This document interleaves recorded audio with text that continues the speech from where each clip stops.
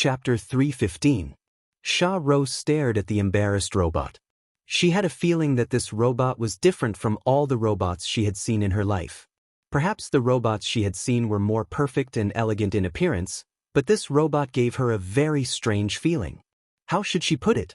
Aside from the fact that it looked like a robot, it seemed to possess a human soul. If it weren't for its mechanical body, Sha Rose would have mistaken it for a shy and reserved child who had come to visit a stranger's house. However, just like Sillin, Sha Rose's expression changed when she saw the gifts Moon handed her. If she wasn't mistaken, these so-called gifts were the Master's gifts that they saw the mutants showing off in the train carriage on their way back. Those mutants were definitely not good people. They were born in the gray world of the civilian district and worked for the slave masters in the city cluster. They had to be powerful people. Not to mention, among the gifts was the gemstone that many people in the train coveted. The owner of the gemstone was not easy to deal with. It would take a long time to deal with those people. How did this robot do it? Shirtang didn't know much about these things. Before he could recover from the shock of Huimao and Sillin, this robot that was clearly different from the others gave him these gifts. Shirtang's hands were shaking like they were cramping. He waved his hands and shook his head. It's okay. These are too expensive. There's no need for gifts. Moon shoved the gemstones, bracelets, and rings into Shirtang's hand and performed an ancient greeting. It was an etiquette from 1,000 years ago. It was a little different from modern etiquette, but those who didn't know anything about etiquette wouldn't be able to tell the difference. Shirtang didn't know how to react. His palms were sweaty, and his nose was bleeding again. He coughed a few times. As his physical condition worsened, Shirtang's agitated emotions could easily trigger a series of symptoms.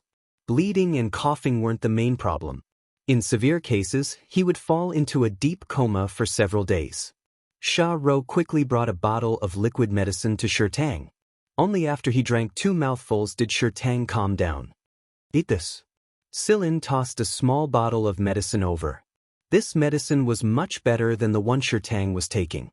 Originally, Sillin was going to give it to Shirtang and the others after they were taken away for treatment. After all, they had just met, and the other party would definitely be on guard. However, seeing Shirtang's reaction after knowing his and Huimao's identity, there was no need to worry about that. Shirtang didn't care about the gifts in his hands. He placed them on the table and took the medicine bottle from Sillin with trembling hands. Then, he drank the water Sha Rose gave him without any hesitation. Not to mention taking medicine, even if Sillin asked Shirtang to pack up and leave right now, Shirtang wouldn't say a word. In fact, even Sillin himself did not know that his name had unknowingly become the religion of many people, such as Shirtang. Sillin wasn't the best academician in the entire Mist Bodhisattva Empire, nor was he the most authoritative person in the world of academia. However, he was definitely one of the most influential people in the entire empire. There weren't many people in the world who didn't know Sillin's name by now. The younger generation, the lower generation, was also going to rise to power in the near future. A famous historian of the Mist Bodhisattva Empire once said in an influential magazine that Sillin would play an important role in the history of academia. He was the person who would lead the academic world to a turning point. However, at this moment, the man who played an important role in the turning point of history was covering his face with his hands. He was speechless at the shy Yu who was introducing himself to Shirtang and Sha Rose. As expected, Yu was a troublemaker. After the introduction, Yu tilted his head and looked at Shirtang and Sha Rose. Will you be leaving with us? Shirtang looked carefully at Sillin and saw that Sillin was looking at them. He sucked in a deep breath and said in a trembling voice, I'm listening to your arrangements. Just call me Sillin. Sillin suddenly turned to look at Yu. You're in trouble this time. Yu scanned the area with his scanner before looking down and twirling his fingers. I'm really sorry. Sillin curled his lips. Sorry my ass. Keep pretending. Huimao had just finished arguing with a couple of old guys in the forum and logged out of the forum. He was about to greet Yu when his ears suddenly pricked up and his mouth cracked into a smile. He jumped onto Sillin's shoulder and said, Are we going to fight this time? Sha Rose was confused by their reaction at first, But her eyes suddenly focused and she said to Tang, "Big bro, you go inside first." "What's wrong?" Tang looked confused, but he quickly went back to his room and grabbed a couple of modified guns. "It's fine, I'll stay with you." On the simple scanning screen made by Tang, there were many dots of light surrounding their house. Each dot of light represented a person. In other words, they were surrounded. The most obvious difference between the civilian area and Old Man Chang's was that the civilian area here was filled with violence and blood. The strong preyed on the weak in this lawless place was the law of the jungle. There were no weaklings here. Even a sickly person like Tang was not a weakling that everyone could bully.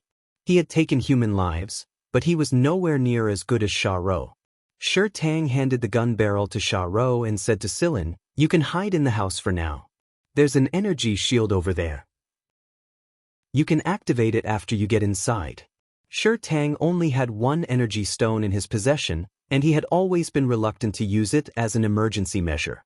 However, he couldn't care less about it right now. Opened her mouth. She wanted to tell her big brother that this person was much more powerful than the two of them combined. In the end, she held herself back. In the eyes of the public, how powerful could an academic be? Generally, scholars would be accompanied by a large number of guards when they went out. Therefore, no one thought that an academic could be powerful. If Guan Feng was a special case in the academic world, then Silin was the special case among special cases. In Tu Sen's words, Silin was a freak. Silin rose to his feet and stopped Tang from leaving the room. "Since we're the ones who caused this, we'll take care of it. You two just decided to leave with us, so there's no need for you two to show up." After saying this, Silin looked at Yu, who was twirling his fingers. "You, let's go take care of the rest." "Oh." Yu followed Silin out the door with his head hung low. Hui Mao was already moving its claws around excitedly. Outside Tang's house, a group of unruly-looking mutants surrounded it. They had weapons in their hands, including machetes and guns. One of them was the man Yu had knocked out. Yu had taken advantage of the situation at the time, but he was found out later. That was why he gathered a group of people to stop them. "That's the robot. I saw it run off with your stuff." One of the Inhumans pointed at Moon, who had followed Celine out of the room. The blue light on Yu's face narrowed into a thin line. He looked at the person who had spoken. He didn't remember seeing this person around him. The man's eyes flickered when he saw Yu looking at him. He felt a little guilty. His information should be correct, right? Silin had already told Yu to explain the situation to him before he walked out of the room. After listening to the story, Silin didn't say anything. He simply looked at the crowd. Tang didn't hide in his room. He walked out with and his gun. Due to his long illness, he looked a lot thinner than the people outside. "Yo, the sickly invalid is out?" Someone sneered. Ro's eyes turned cold. Her silver snake knife was already in her hand. If she had to fight later, the first person she would kill would be this person. "What are you guys trying to do?" Tang raised his gun and stood in front of Silin. Ro stood close to Tang and looked at Silin. She relaxed a little when she saw Silin's calm demeanor. This person was much stronger than she thought. "What are we trying to do?" He will have to ask it. "Does it think it can get out of here alive after stealing our stuff?" "Oh, wait, I forgot it's a robot. It doesn't have to live or die," one of the aliens yelled.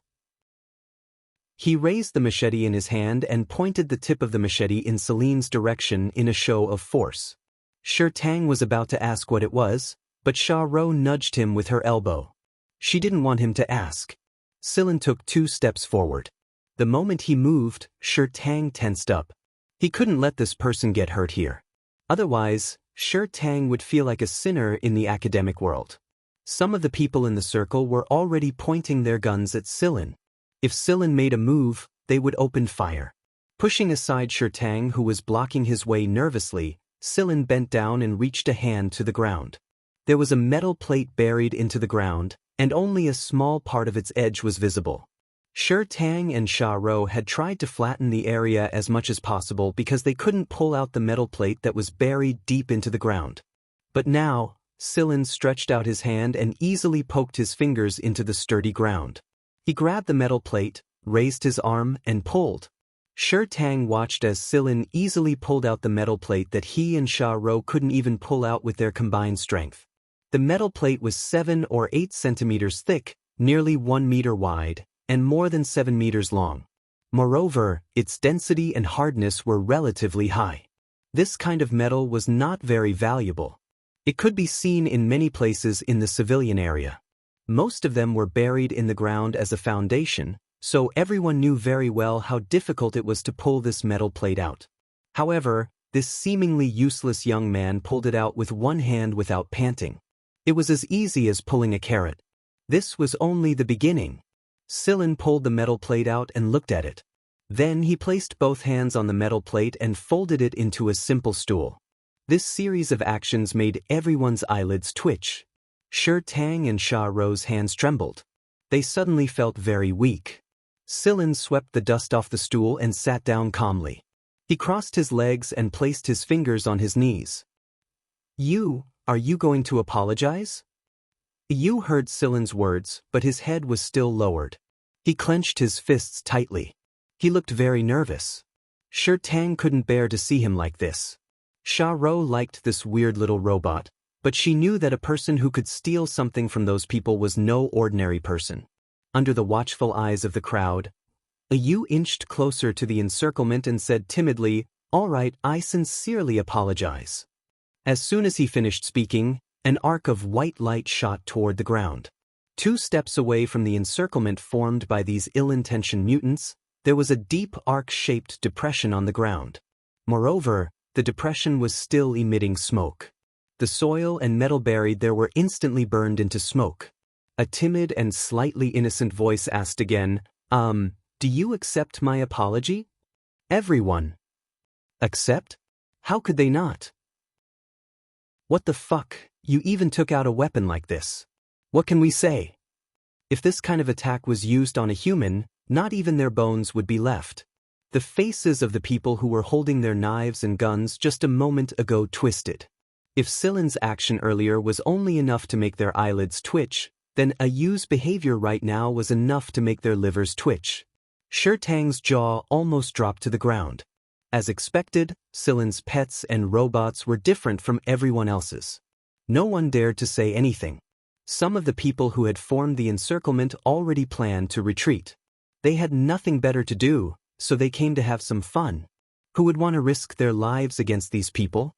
It was obvious what kind of equipment they had. Going up against them would be suicide.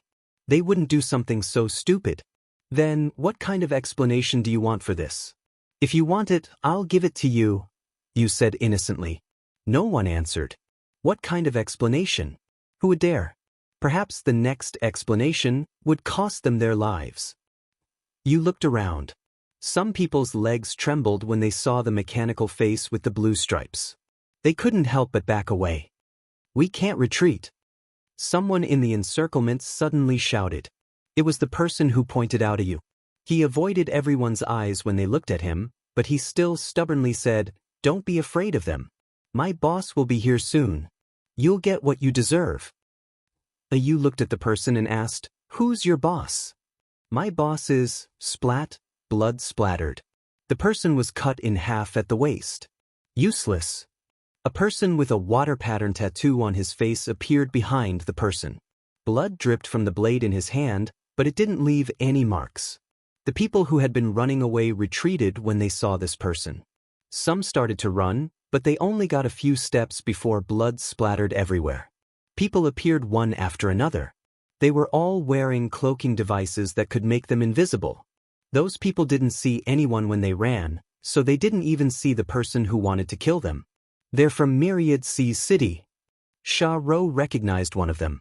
He was one of the most powerful assassins in the city. The people who had come before were more or less the same, and they knew each other's strength. However, these were assassins from Myriad Sea City who had come prepared. Even Sha Rou had no chance of winning against any of them. Sha Rou's face turned as white as a sheet when she saw these people.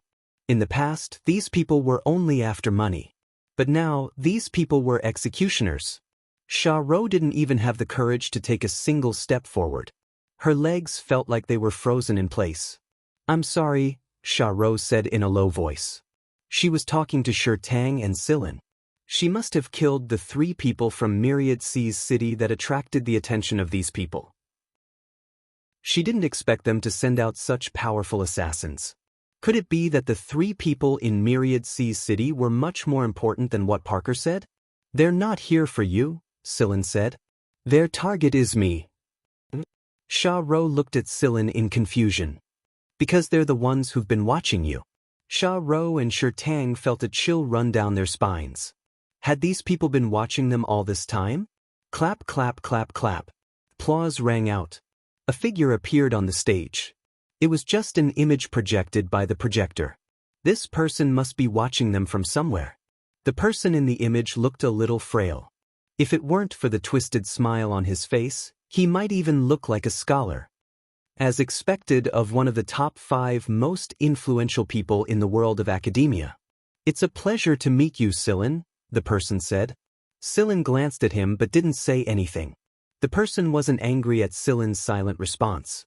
He continued, if I didn't happen to have some free time today, I wouldn't have noticed that an honorary scholar of the Royal Academy of Sciences would show up in a small place like this. You've been watching us?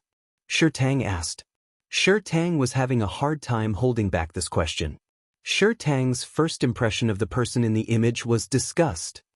I've been watching you? You're not worthy. It's just that one of my subordinates discovered your talent by accident, so I secretly helped you out. But from the looks of it, you didn't even get the final results. It sounded like his subordinates saw a stray dog on the side of the road and threw a few leftover bones at it from time to time. Shurtang trembled in anger. It had to be said that the person's help did help Shurtang's research to a certain extent. It wasn't much, but it did save him a lot of time searching for the necessary ingredients. That drug did prolong his life a little too. However, Shurtang and his sister weren't slaves, nor were they livestock. The way the person spoke and looked at them made Shurtang want to beat the crap out of him. Celine was still sitting in the same posture as before. She said in a calm tone, it seems that you are also a member of the academic world. Your secret charity is just for Shurtang's research. Moreover, although Shurtang did not completely succeed in obtaining the results, didn't you steal some of the research results at some stages? So, in reality, he doesn't owe you anything. Shurtang abruptly turned to look at the person in the video. His research was stolen by someone else a long time ago? He had been working hard all this time for these people. His illness was also for these people. He had been fantasizing about selling his research to the people in the research department even if he couldn't get the final results. That way, his sister could live a better life after his death. But it was all just a fantasy. These people wouldn't allow him to do that. When he couldn't hold on any longer, Sha Ro would be killed as well, and the research department would use someone else's name. If they didn't care about him, why did they have to take away his last hope? But why are you? Shurtang was gradually losing control of his emotions. Other than his sister, the thing he valued the most was his research. For a researcher like him, his research was like his own child. Even if he had to trade his health and lifespan for it, Shurtang was willing to do so. However, what right did these people have to deprive him of this little bit of hope and wealth? The world had never been fair. Shurtang and his sister, who lived in this violent and bloody civilian area, knew this very well. But Shurtang couldn't accept this. He couldn't accept this. Shurtang thought back to when he first started browsing the forums, and the people there had posted the extremely controversial words in Silin's report. This world is strange when it comes to giving rewards. It tends to give rewards to those who are already famous. The background of honor leads to the uneven distribution of honor results. This unfair effect caused many unknown researchers to not be recognized by the academic community for a period of time or for a long period of time after they made contributions and had good results. Some outstanding people even quit the academic community. There is a phenomenon in the academic community of the empire. Those who already have a lot want to give them more. They would rather let them have more, and those who are already short on money want to take away even the last straw in their hands. So this was all true. Shurtang's mind replayed the words, and every single one of them made him feel suffocated. His violent emotions made him cough again. Blood flowed out of his nostrils. Sha Ro couldn't care less about the people outside. She hurriedly went into the house to fetch some medicine for Shirtang to drink. Silin looked at Shirtang and injected him with a syringe. The medicine wouldn't be effective immediately under the influence of his emotions, so he had to inject the medicine first. Shirtang's condition improved after the injection. Silin asked Sha Ro to take care of him while he turned around to look at the person in the video who was looking at them with a sneer. "Are you not going to let me go as well? You don't plan to let me go in the first place, do you?" The person in the video raised his chin. "That's right. Why do you, Silin, deserve so much attention? It's just because you have a good mentor that you can fool those lowly commoners. Do you really think you're some big shot? In my eyes, you're just an ant that doesn't know who you are." "Is that so?" Silin snapped his fingers. Sounds came one after another. Some people appeared in the originally empty place. These people were the assassins of Myriad Sea's city who had yet to reveal themselves. The Poochie sound came from these people. Their cloaking gear was broken, so they revealed themselves one after another. However, they were already dead by the time they showed themselves. Under the astonished gaze of the man in the video, the subordinates he sent, whether invisible or not, fell one after another. However, they couldn't detect the people who were hiding even deeper than they were. Chapter 316. The man in the video was stunned by the sudden turn of events, but he also understood that an honorary scholar of the RS like Silin must have brought along hidden guards. After these people died one after another, he contacted another group of people and informed the planetary government that they wouldn't interfere with Myriad Sea's city's actions. Silin didn't stop him from contacting the planetary government. Through this channel, Silin could learn more about the man in the video. The reason Huimao hadn't done anything until now was because Silin had asked it to pay attention to all parties' communications and steal their information to investigate the man's identity. The results surprised Silin a lot. No wonder this man dared to attack an honorary scholar of the RS. Given their backgrounds, it would be very difficult for anyone to find out who they were as long as they took care of the matter cleanly. Unfortunately, Silin wasn't someone he could deal with casually. "Gleason Vanet, so you're a member of the Gleason family. No wonder you're so confident." Silin smiled. Vanet stared at the man in front of him who was slightly younger than him. How could he smile so calmly if he knew that he was a member of the Gleason family? Or was he just pretending to be calm? But if Silin could find out who he was, then he must be able to contact the RAS as well. This was going to make things difficult for him. Although the Gleason family was powerful, they wouldn't go against the RAS directly. It would be detrimental to their interests. Vanet smiled after thinking about it for a moment. He couldn't start a conflict with the RAS directly, but he could attack from another side. As expected of Guanfeng's student.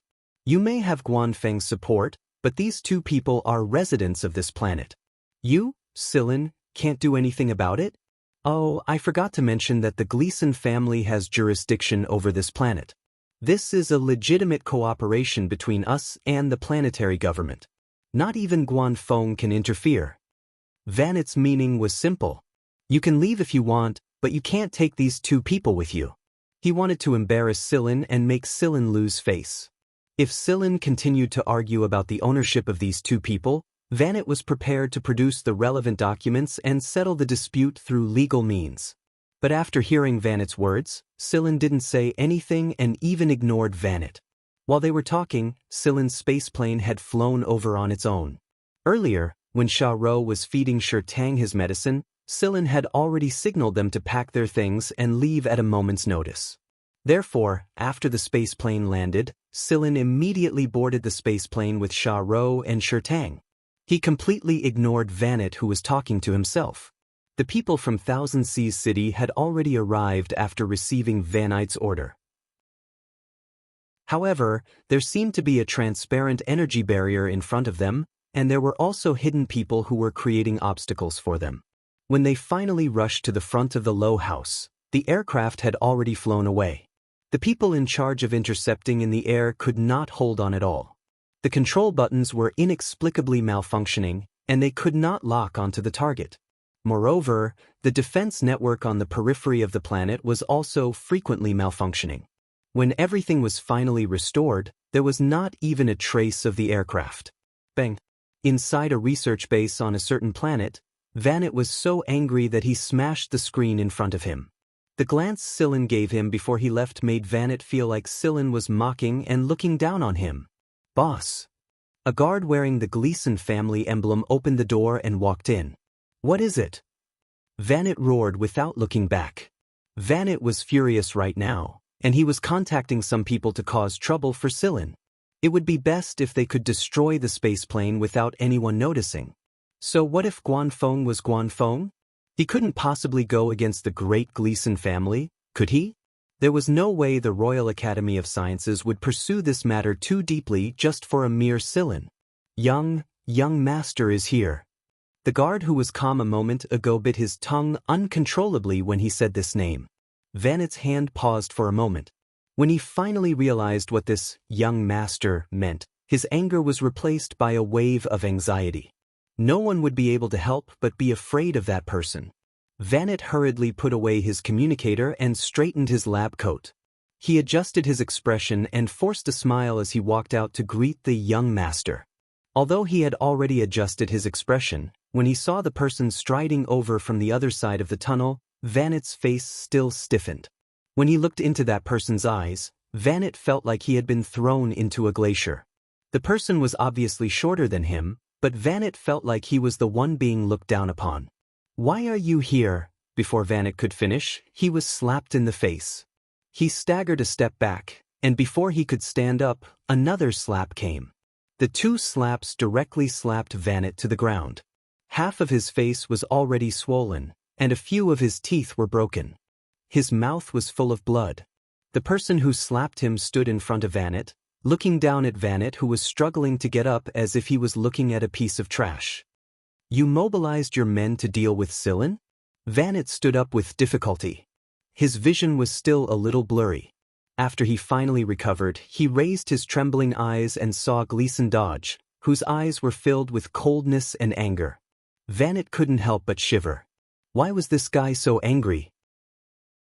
In terms of blood relations, Vanet was Dodge's cousin, but Vanet had always been very humble in front of this cousin who was only in his teens. Everyone in the Gleason family knew how special Dodge was. This young man who looked like a kid had entered the center of the family's power at a very young age. This young man was personally trained by one of the 3 generals of the Empire's military, the old master of the Gleason family. His viciousness and abilities far surpassed his peers. Even some of the elders of the Gleason family had to think twice before talking to Dodge, not to mention Vanet, who hadn't officially become a member of the family yet. He definitely wouldn't dare to disobey Dodge, even if he was slapped twice in the face the moment they met. Vanet panicked when he saw Dodge's slightly narrowed eyes flash with killing intent. This killing intent was clearly directed at him, not Scylla. But Scylla is just lucky enough to become a member of the RS because he has Guanfeng's support. Why should the Gleason family be afraid of him? Vanet tried his best to defend himself. The Gleason family couldn't afford to lose, and they couldn't afford to lose. Who else did they need to be afraid of other than the Emperor and the 3 kings? So what if they were from the RS? Guanfeng's words weren't the law there, and there were plenty of people who didn't like Guanfeng. Dodge grabbed Vanet's neck. His hand wasn't big, but it was as hard as steel. Vanet couldn't break it no matter how hard he tried. "If you didn't have some value, I would have removed your head from your body already. I'm telling you, I'll only say it once, don't provoke Scylla. If I find out you're up to no good again, you and your subordinates will disappear." Dodge's voice wasn't loud, and it was very soft, but it was enough to make everyone's legs tremble uncontrollably. After that, Dodge tossed Vanet to the side and left with his men. Everyone in the research base lowered their heads when they saw Dodge. They were afraid that this young master would try to divert his anger. "Go take care of things over there, in case Scylla decides to pursue the matter later," Dodge said to the person next to him after they came out. "Yes. Then what about Scylla? I'll explain it to him myself." Dodge rubbed the space between his eyebrows. He couldn't help but get angry when he thought of what Vanet had done. Idiot! Guanfeng and the Gen family weren't the only ones supporting Scylla. There was also the power behind him. It wasn't just a secret weapon, it also meant that the mist Bodhisattva Emperor had tacitly agreed to it. Cause trouble for Sillin? Did he have shit in his head? It was because Dodge was the old general's personal disciple that he knew some of the Empire's secrets. Ever since the storm Sillin caused in the academic world, Dodge knew that there were too many secrets behind it. Sillin wasn't too surprised to receive Gleason Dodge's message. Sillin accepted Dodge's explanation and apology as well. In fact, even if Dodge didn't show up and Vanet continued to target this matter, Sillin wasn't afraid. From the moment he took Sha Ro and Shurtang away, all records of Sha Ro and Shurtang on the planet had been erased. Even if a dispute arose later, he wouldn't lose. Of course, since Gleason Dodge had personally come forward to settle this matter, Sillin would give him face. Gleason Dodge was a man of maturity and experience that did not match his age, and he was not lacking in ruthlessness. Gleason believed that he would be able to take over this great noble in the future, and perhaps even further. Sillin sent a robot to move Sha Ro and Shurtang to a space fortress Shikai mentioned. Shurtang could receive the most professional treatment there, and there was a well-equipped laboratory for him. Apart from Shurtang, Sillin found a few more people along the planned route and sent them to the space fortress. Shikai was personally in charge, so there shouldn't be any problems. These people only knew that Sillin had provided them with the data. They didn't think that it was Black Viper. While Sillin was searching for the black box, the experiments on the Battlestar Bastion had begun as well. Genya told Sillin about the location, and Sillin did some calculations and marked out the most likely planet. They started their search from there. Every planet had its own characteristics and rhythm of life. Because there were a few unknown secondary education schools on this planet, the people on the planet were relatively more civilized. Of course, it was only in a relative sense. The spacecraft landed in a remote area. Sillin and Moon were busy collecting information on this planet over the past 1,000 years, while Huimao stared at the screen in boredom. Perhaps the old guys on the forums were afraid of arguing with Huimao, but they had quieted down a lot. No one was arguing, and Moon was enough to collect information. Huimao stretched and told Sillin to go find food before running off. Sillin was used to this, so he wasn't worried. As soon as Huimao stepped out of the spacecraft, he ran with all his might. It was uncomfortable being cooped up in the ship, and Sillin said that Huimao was getting fatter and fatter. He told Huimao to exercise more. They ran through a forest and were near the edge of town. With Huimao's hearing, he could hear the sounds of people and machines. Huimao wasn't planning on going into town. He'd just catch a few small animals in the forest for a change. But as he ran, Huimao's nose twitched and he made a sharp turn in the direction the smell was coming from. On a patch of grass at the edge of town, a boy of about 14 or 15 sat with his legs bent. His bag was tossed to the side, and his clothes were wrinkled from being pulled. There were a few footprints on his clothes, and it was obvious he'd just gotten into a fight. At this moment, the young man was holding a light-heated lunchbox and eating the fish balls inside. This was his lunch. As he ate, the boy felt a weight on his wrist, and he found 2 fat cat paws on it. The fish ball on the fork fell because of this sudden movement, but it was swallowed by the cat's mouth before it fell to the ground. The boy maintained his previous action and stared at the fat cat that appeared without a sound. Was it because he was too engrossed in his thoughts and didn't pay attention to the movements around him? The boy stared at the cat, and the cat stared back at the boy with its round eyes. The fish balls in the lunchbox. You want to eat? Huimao nodded. Isn't this nonsense? Why would I come here if I didn't want to eat? The boy thought about it, and just when Huimao thought the person would hand him the lunchbox, he suddenly sped up and shoved a few fish balls into his mouth. Huimao. But before Huimao got mad, the boy placed the lunchbox in front of Huimao. There were 3 fish balls left inside. This is my lunch. You can't let me starve, right? The boy said while chewing the fish balls in his mouth. That's more like it, Huimao muttered. Puff! The boy spat out the fish ball he was chewing in his mouth. You can talk. This cat can talk. It should be a high-class breed. I heard that only rich people can afford to raise them. Huimao flicked his ears and ignored the boy's meaningless time-wasting question. He concentrated on eating the fish balls in the lunchbox. The boy wiped his mouth and observed the fat cat that was eating his lunch in front of him. There was no sign, no locator. How could he find the owner if the cat ran out? Was the locator implanted under the skin? After Hui Mao finished eating, he looked at the boy again. It was too little, just enough to fill the gap between his teeth. No, that's all I have. The boy spread his hands, then lay down and looked at the sky with his arms as a pillow. No more?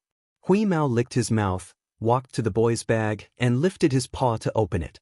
Hey, it's impolite to rummage through other people's bags. What is polite? Hui Mao continued to rummage. The boy, intermediate school, curriculum. Aha, you're skipping class. Hui Mao looked as if he had caught the boy's weak point and proudly wagged his tail. The boy curled his lips. What is skipping class? Hui Mao's whiskers trembled. This boy actually used this trick. He looked at the bag again.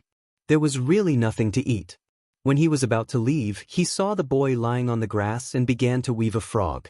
This kind of straw frog was a little different from ordinary ones, with some extra skills. The youth turned over and laid on his stomach. Facing a tree not far away, he pressed the grass-knitted frog behind him. When he released it, the grass-knitted frog would jump high and rush towards the tree. After hitting the tree, the grass-knitted frog would bounce back and land right beside the youth's hand. This movement looked very familiar. The boy must have come here often to do this. Looking at the jumping straw frog, Hui Mao rubbed his paw. His paw was itchy. The boy pressed the straw frog that bounced back and let it continue to jump toward the tree. A fat figure appeared in the air and slapped the straw frog that was about to hit the tree. The boy's eyes twitched. This fat cat could actually jump so high. It was so fat, but it was still quite agile. Hui Mao bent his paw and pushed the straw frog towards the boy. The boy then continued to flick the frog and Hui Mao continued to slap it. Looking at the fat cat jumping around, the boy smiled. This cat definitely didn't know how much fat it was shaking when it jumped. After playing for a while, Hui Mao felt that it was no longer challenging and stopped playing. He hooked the straw frog with his paw and looked at the boy. This frog is pretty good. Of course, I've been playing this since I was young. I've also tried it. This grass is tough and has the best effect. The boy said proudly. What grass is this? What's its scientific name? Hui Mao continued to ask. The boy frowned. I don't know. Why are you looking at me like that? Who would have the time to find out the scientific name of this weed? Hui Mao looked at the boy with disdain. You've been making it for fun since you were young. After playing for so many years, you don't even know its scientific name. The boy felt that the fat cat in front of him was not cute at all. Not cute at all. Humph. The boy got up and ignored Hui Mao. He patted the grass off his clothes and left with his bag. Hey, where are you going? Hui Mao followed behind him. It's none of your business. Aren't you afraid that your owner will worry about you running around? Aren't you afraid that I'll sell you? Sell me. Hui Mao didn't care. The boy, pausing, the boy turned to look at Hui Mao. Why are you following me? I want to know where you bought your fish balls. I didn't buy them. I made them myself. The boy looked at Hui Mao, whose eyes were obviously lit up. Then, he turned and ran. Judging from the size of this cat, its appetite was definitely not a joke. Just like the ant next door said, why are people poor? They are all poor because they eat. It was definitely not a good thing to be pestered by this fat cat. The boy seemed to see the scene of the fish that he didn't stock up disappearing one by one. The more he thought about it, the faster he ran. There weren't many people on the streets of the small town at this time. Even if someone saw the boy running like he was a ghost, they just shook their head and didn't say anything. Everyone knew that this kid was a good fighter, so they didn't have the time to care about him. After running across a street and around a corner, the boy leaned against the wall and panted slightly. When he looked up, he saw a pair of round cat eyes. The boy, Hui Mao, calmly squatted on top of the trash can, grinned and raised his paw to say hello. Yo. Yo my ass. The boy leaned against the wall and squatted down, covering his face. This fat cat, this damn fatty. Chapter 317. Alright, tell me, what do you want?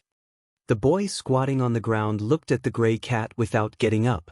I'm going to your house for fish balls. Huimao's tone sounded like it was perfectly reasonable. The boy really wanted to shove the cat into the trash can. You want to freeload at my house? I'm sorry, but I'm poor. You'll have to pay if you really want to go, said the boy. Weeze's ears twitched when it heard that he had to pay. How much? Depends on how much you eat. I'll give you a discount. $1 for one fish ball. What do you think? Huimao compared the difference between the fish balls and the fish biscuits he'd eaten before and decided that it was a good deal. Fine. Someone will come and pay for it later. The boy looked at Huimao's determined expression and shook his head. He was probably waiting for the cat's owner to pay. He stood up helplessly and asked, "What's your name?" If no one came to pay at that time, they could just send out a notice and forget about it. My name is Hugh. Huimao was about to tell the boy his real name when he suddenly remembered that Silin had told him that he should keep a low profile now that he was a celebrity in the industry. Huimao paused for a moment before continuing, My nickname is Wheeze. What about you? The boy glanced at the fat cat in front of him. A cat even has a nickname. I'm Tesoro. Tesoro grabbed his bag and walked back to his house. Huimao bounced along behind him. On the other side, Silin and Moon had collected some information and done a general scan of the planet. They did find some residue on the black box, but it was very small and was located near the town. They didn't find anything else. Silin finally managed to collect some of the residue, but it was so old that he could only gather limited information. The only thing he knew was that the black box wasn't on the planet. But Silin had a feeling that the planet would give him a key piece of information if he wanted to find the black box. As for what that key piece of information was, Silin hadn't figured it out yet. The time when these remnants left the black box is not fixed. Some are from 700 to 800 years ago, while others are from less than 100 years ago. Moreover, the amount was different. There was more residue from more than 700 years ago, but because the residue was too little, it was still uncertain what was going on. Oh, I also detected some extremely weak signals. I need time to further analyze the location. You sent the information to Silin and said. Silin rubbed his chin as he stared at the statistics displayed on the screen. Although he still couldn't understand why this was happening, it was a good sign to be able to detect the residue that had fallen off the black box. At the very least, it could be considered a clue. If he could find the black box, he could save more time. Otherwise, if he were to rely solely on those people's research, even if he could return to the League of Stars, he would be too old. Silin was deep in thought when he suddenly received a message from Huimao. Silin, someone invited me to eat fish balls. I won't go over for now. Based on Silin's understanding of Huimao, it wasn't easy to tell how trustworthy the word invite was. Not long after, Huimao sent him another message. You can come and pay for me when the time comes. 1 fish ball for 1 MB coin. Silin stared at the message on his communicator and thought, I knew it. I wonder which unlucky bastard Huimao is messing with me. After checking Weeze's current location, Silin decided to ignore it for the time being. He continued to process the data he obtained and analyze the residue further. Meanwhile, Yu and a few sampling robots went deeper into the black box to investigate the residue. Huimao followed Tesoro to a residential area. The houses here looked old and similar to Old Man Chang's, except that the average living space here was slightly larger and more spacious. Tesoro's 3-story house looked a little shabby from the outside. It looked like 3 old houses stacked on top of each other.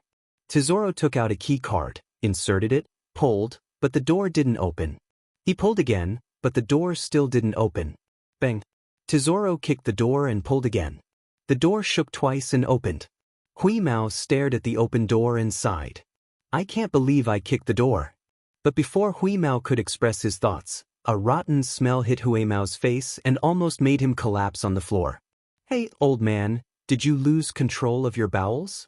Tesoro shouted while covering his nose. Shut up. I'm making pickles. A hoarse voice came from the kitchen. The words weren't clear, and it sounded like the person was holding something in his mouth. Who still eats that stuff these days? Tesoro said disdainfully. A broken shoe flew at him. Go do the laundry. Tesoro calmly dodged the shoe. Didn't you say you'd fix the washing machine when you have time? I don't have time. Don't disturb my pickles. Also, treat your wounds after the fight. It'll be a waste of money if you get infected and have to go to the hospital again.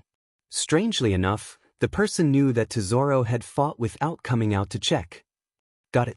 Go ahead and pickle the vegetables, Tesoro said impatiently as he headed upstairs. The kitchen door opened, and a rather unkempt middle-aged man with unkempt hair and an apron with suspicious yellow stains stood at the kitchen door. He had a cigarette in his mouth, so his words weren't very clear. The middle-aged man frowned when he saw Tesoro going upstairs. Why are you playing truant again? I'm paying you to go to school, not to play truant. Where did this fat cat come from? This meat can be sold for a lot of money. Go to your pickles. I'm going to use the kitchen later, Tesoro said without looking back. The middle-aged man sized up Hui Mao and snorted. He then went back to pickling. Hui Mao followed Tesoro upstairs to Tesoro's room. The room wasn't big, but it was clean and tidy. Unlike the man's usual style, everything was neatly arranged. After entering the room, Tesoro skillfully treated his wounds. They were only superficial wounds. His lungs and bones weren't hurt. Tesoro lay down on the bed right after he was done. Hui Mao couldn't help but ask, "How much longer do we have to wait?" "We have to wait for that old man to finish pickling his vegetables. Do you want to eat fish balls with pickled vegetables?" Hui Mao shook his head hard. "Then let's wait. It won't be too long. I just need a nap." Tesoro closed his eyes and rested. He really didn't want to go to school. Those people wouldn't let him have a peaceful time. They would always find excuses to fight him. Fighting was one thing, but he hated it when people called him a bastard or a bastard. Tesoro couldn't help but beat them up. Besides, what did commoners like them need education for? Only those who wanted to be slaves to nobles would go to school. Commoners living in this area wouldn't waste time and money to send their children to school. Tesoro was annoyed when he thought about it. He rested his head on his arm and tried to forget about it so he could have a good sleep. Wheeze was crouching on top of the cabinet. It had slept for a long time on the space plane, and it couldn't sleep right now. But it was also bored, so it went to Tesoro's room to look for something to play with and pass the time. Tesoro felt someone poking him in the face. Tesoro was usually on high alert when he was outside, but he would only relax when he was home. Tesoro's current state was that of being at home, so he didn't make any reflex attacks. When he opened his eyes, he saw the fat cat slapping his face with its paw. "What's up?" Tesoro yawned. Something was wrong. He looked again and saw a 1-meter-long square box behind Hui Mao. The box was already open. Tesoro sat up straight and took the box. He checked its contents and heaved a sigh of relief when he found that it wasn't damaged or missing. "You're not allowed to play with this," Tesoro said and tried to hide the box. "Don't hide it. I have a question for you." Hui Mao stopped Tesoro from closing the box and pointed at a knife inside. "Is this yours?" The box was filled with miniaturized weapons. There were knives, spears, sticks, but they were different from ordinary weapons. "It's just a toy model. Why are you asking?" Tesoro was puzzled. Hui Mao pointed at the khaki-colored folding knife again.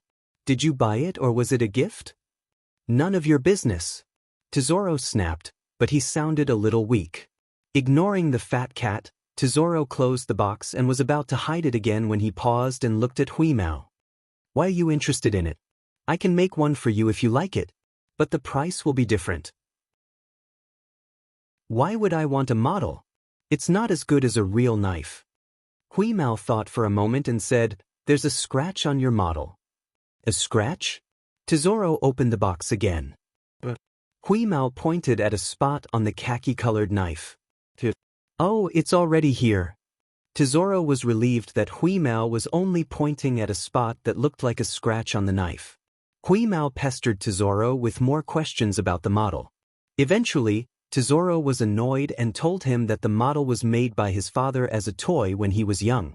Tesoro lied to his father and told him that he had thrown them away, which made his father so angry that he beat him up. In fact, Tesoro had been hiding the model all this time. Tesoro hid the box and threatened Hui Mao not to tell anyone about it. If he did, he wouldn't give Hui Mao any fish balls. Hui Mao lowered his head and curled his tail in an arc. He slowly swung it back and forth. If Silin had seen Hui Mao's reaction, he would have known that the cat was plotting against him again. When Tesoro's sloppy father was finally done with the pickling, Tesoro took out the leftover fish balls he had made 2 days ago. He counted 10 fish balls, put them on a plate, and handed them to Hui Mao, who was squatting next to the table. It was almost dinner time. Tesoro made some simple preparations for dinner and put it on the table. His father was already sitting calmly with his legs crossed, waiting for dinner. At dinner time, Hui Mao was eating his 3rd plate of fish balls. Every now and then, Hui Mao would poke Tesoro's sloppy father. Although the pickling was done, the man still smelled sour and rotten. But that wasn't what Hui Mao was paying attention to. While Hui Mao was poking Tesoro's sloppy father, both Tesoro and his father were staring at Hui Mao. They didn't expect such a small cat to eat so much. What kind of stomach did he have?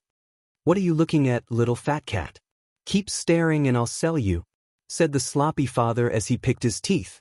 After finishing the last fish ball on his plate, Hui Mao licked his paws and wiped his mouth. He then looked at his father. "Were you a soldier?" The man who was picking his teeth absent-mindedly paused and narrowed his eyes. Although there was still a hint of a smile on his face, Tesoro knew that his father's knife was about to reach out to him. Ignoring Tesoro's look, Hui Mao continued licking his paws. "You know Tu Ba?" Shing. 5 knife-like fingers pressed against Hui Mao. Those were the special bones on Tesoro's father's fingers. He was a half-mutant. Tesoro, on the other hand, had a quarter of mutant blood in him. This was why many people thought that Tesoro was dirty. Whenever mutants were involved, people would look down on them and they would have to endure hostility and ostracism. It only took a moment for the 5 special bones to press against Hui Mao's round head. It was clear that this man wasn't as sloppy as he looked. Right now, the man's eyes were filled with murderous intent, as if he would kill Hui Mao again if he said anything. If this person was like a sloppy worm a moment ago, then he was like a lion that was about to start hunting. He was still the same man who smelled like pickles, but anyone who stood in front of him would feel the bloodthirst and murderous aura.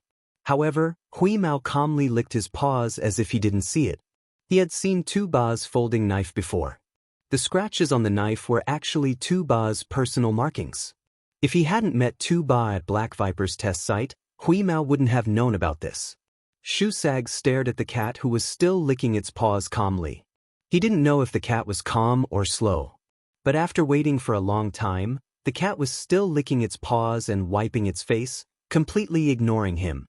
Shu Sag couldn't wait any longer. "How do you know Tu Ba?" Shu Sag's 5 special bones were still pressed against Hui Mao, and his other hand was secretly signing to Tesoro in a language that only he and Tesoro could understand. Tesoro had mixed feelings when he saw Shu Sag's secret code, but he still backed away obediently and left the matter to his father to handle. He didn't expect to bring back not only a glutton but also a huge problem. Chapter 318. Hui Mao licked his paws. The man in front of him must know Tu Ba, and they should be on good terms.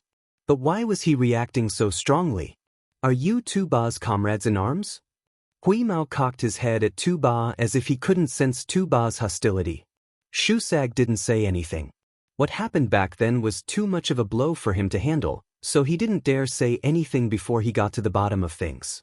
"Fine, another question." Hui Mao's tail twitched as he pondered what to ask. There were some things he couldn't say, but he had to get to the bottom of this man's background. Hui Mao didn't plan on contacting Silin. He wanted to get to the bottom of this on his own.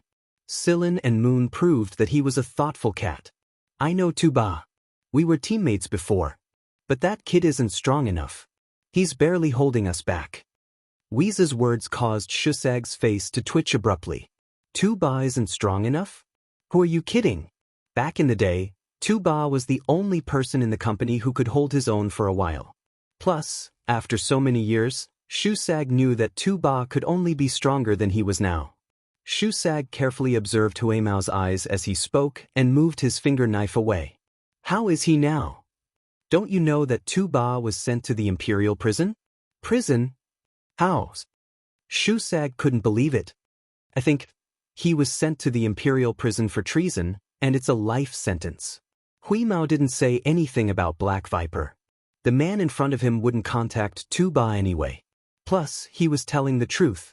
If Tu Ba hadn't been dragged into Black Viper, he would still be in the imperial prison. Bang! Shusag's finger knife sliced the table into several pieces. Shusag slowly took out a cigarette with his non-specialized hand. His hand was shaking uncontrollably. One could only imagine how intense a person like him must be feeling right now. When did that happen? Shusag's voice was hoarse and suppressed. It should be 3 years ago. Hui Mao recalled the information he overheard Silin and the others talking about Tu Ba. He said with certainty, yes, he was imprisoned in the Empire's high-security prison 3 years ago. Shusag sat in his chair, his body radiating an aura of melancholy and dejection. His eyes were bloodshot, but Shusag couldn't tell if he was angry or feeling sorry for Tu Ba. At the very least, Hui Mao couldn't understand what was going on.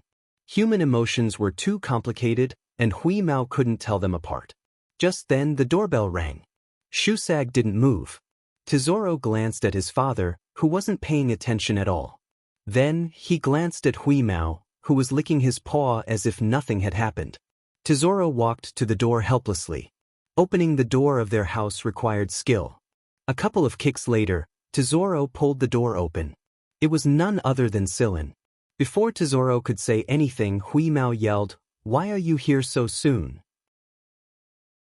Silin smiled apologetically at the puzzled and wary Tesoro and said, "I'm sorry for the trouble he caused." Tesoro nodded. It looked like this person was the owner of the fat cat. Entering the house, Silin sensed the strange atmosphere. Shusag, who was sitting there smoking, still had one of his hands in his specialized form. The blade of his finger bone was chilling. Tesoro had been observing Silin's reaction ever since he entered the room. To his surprise, however, Silin didn't show much of a reaction to his father's finger blades. Tesoro immediately felt a lot more at ease. After all, mutants were the most ostracized and discriminated against. Even if you weren't a pure mutant, as long as you had a mutant bloodline, you were still considered lowly. Silin looked at Hui Mao and asked him what was going on. Hui Mao explained it to Silin in robotic language, looking smug and eager for praise. "Good job." Silin rubbed Hui Mao's round head. Although Hui Mao was a little reckless, it didn't matter. Silin could handle it. Shusag's file on this planet was simple as a normal resident. But Silin knew that Shusag had disguised his information. His real information wouldn't be recorded in the resident's HR system. Shusag was a comrade of Tu Ba, which meant that he was also a member of the Imperial United Garrison. It wasn't easy to survive in the military as a half-mutant. "I'd like to know something about Tu Ba," Shusag finally said from his chair. Celine pulled a chair over. "I'm not too sure myself. All I know is that he was sent to the highest security prison of the Empire for treason. He was sentenced to life imprisonment, and he had only recently been promoted to the rank of first lieutenant." "Lieutenant? That kid's better than me." Shusag rubbed his reddened eyes and looked down. "You guys can go." Silin didn't linger. He grabbed Hui Mao, said goodbye to Tesoro, and left. Back in the space plane, Silin did some research on Shusag. With Silin's current authority, he could look up information on the United Garrison's HR system. However, Silin was careful not to leave any traces behind. He didn't want anyone to find out that he was investigating Shusag. "Why are you investigating him, Silin? It's enough that you know he knows Tu Ba. Why do you need to investigate him so thoroughly? You might as well go find the black box and get back to the League of Stars," Hui Mao said. "I have my own plans. You should think about how to lose weight. Look at your body." Silin poked Hui Mao. The guy looked like a ball of fur when he squatted there. Shusag was his real name, but some records had been changed and a lot of information had been erased. He had to find Tu Ba if he wanted to know more. From Tu Ba, Silin learned more about Shusag and the real reason Tu Ba was sent to the Imperial Penitentiary. Shusag had something to do with it. Back in the day, Shusag, a half-mutant, worked his way up to the rank of lieutenant.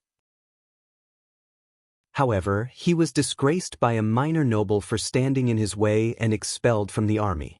What followed was the betrayal and frame-up of his gentle wife. In order to avoid being hunted down by the minor noble, Shusag had no choice but to bring his 5-year-old son, Tesoro, with him to a small, unknown planet. There, he had to endure the oppression of starting from scratch. In order to make a living, Shusag had even melted down his precious platinum military medal and sold it to raise more money to escape. Back then, there were people he was close to in the military, but there were even more people who disliked him, especially those who discriminated against mutants. That was why after Shusag's incident, there were a lot of people who added insult to injury. In the end, it was Tu-Ba who put a stop to it. 3 years ago, Tu-Ba seized the opportunity to kill the minor noble and sent him to the Imperial Penitentiary for treason. Tu-Ba was a good soldier, but he wasn't a good schemer. Back when he was kicked out of the military, Shusag was only a second lieutenant. If nothing had happened back then, he would have been promoted to a field officer in the next 10 years. A half-mutant with no background was able to achieve all this with his own strength. Back in the day, Shusag was the best fighter in the company, followed by Tu-Ba. According to what Tu-Ba said, Shusag was a good person. According to Silin's plan, he could bring a few good seedlings back to the League of Stars, especially those with mutant bloodlines who had always been suppressed. For example, Sha-Ro, Shurtang, and now Shusag and his son. That being said, Silin still wanted to see how he would deal with Shusag and his son. The next morning, Shusag, who hadn't slept all night, was woken up by the doorbell. When he opened the door, he saw Silin, Hui Mao, and Moon standing at the door. Rent. Shusag rubbed his unkempt hair. Who knew how long it had been since he last combed his beard? Yes, we can negotiate the rent. Shusag thought for a moment. I don't know why you're doing this, but don't drag us into a conflict. Of course, we're only here for research and sampling. We don't want people to know who we really are, so we're using you as a shield. Silin took out a prepared agreement, and Shusag signed it after reading it. He didn't think that an agreement was worth shit as long as they didn't admit it. Still, Shusag wanted to know more about Silin's group, so he didn't object to them renting his house. And so, Silin lived here as a distant relative of Shusag's. Most of the time, Silin, Moon, and Hui Mao would go out and search for the remnants of the black boxes. The robots they sent out also searched all over the planet, but to no avail. After a few days of searching, they only managed to find the remnants of the black boxes at different times. Aside from that, Silin got to know Shusag and his son better. One of them had the rebelliousness and awkwardness of youth, and the other didn't know how to express his love as a father. The father and son quarreled on the surface, but deep down, they both knew that the other was good to them. Shusag kept calling them little bastard and little bastard, but Silin knew that he cared a lot about Tesoro. In the language of the mutants, Tesoro meant treasure. During the few days they stayed here, Silin got along well with Shusag and his son. Hui Mao had fish balls to eat every day, and he also got to try some of Shusag's homemade pickles.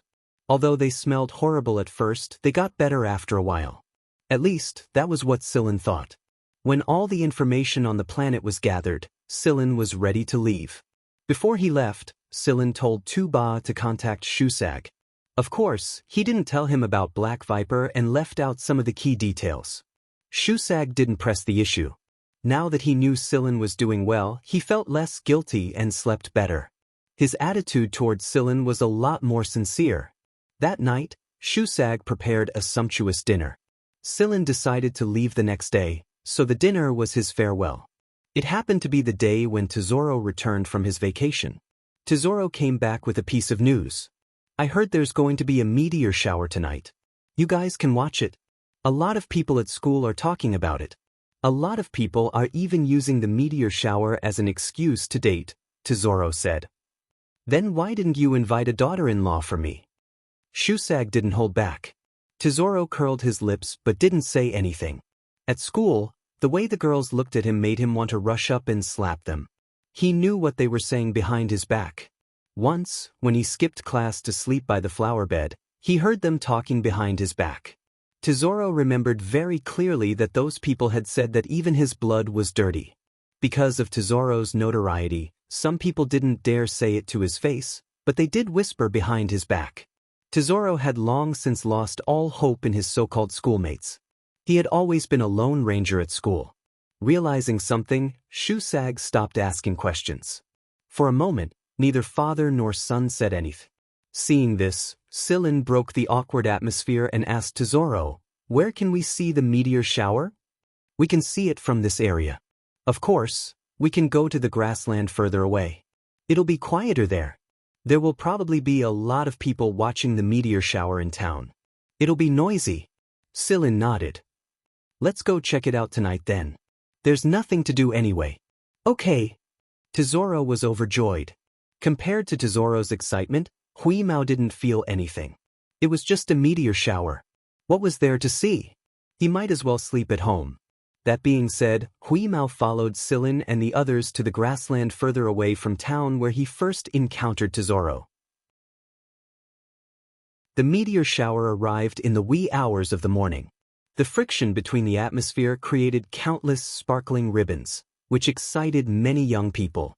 Even from where they stood, they could hear the shouts of the youngsters in town. However, there wasn't much romance to speak of here. All they did was take care of Tesoro's curiosity.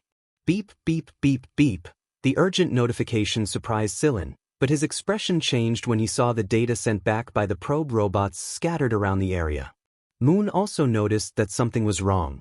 As the meteor shower arrived, he detected the signal of residual matter.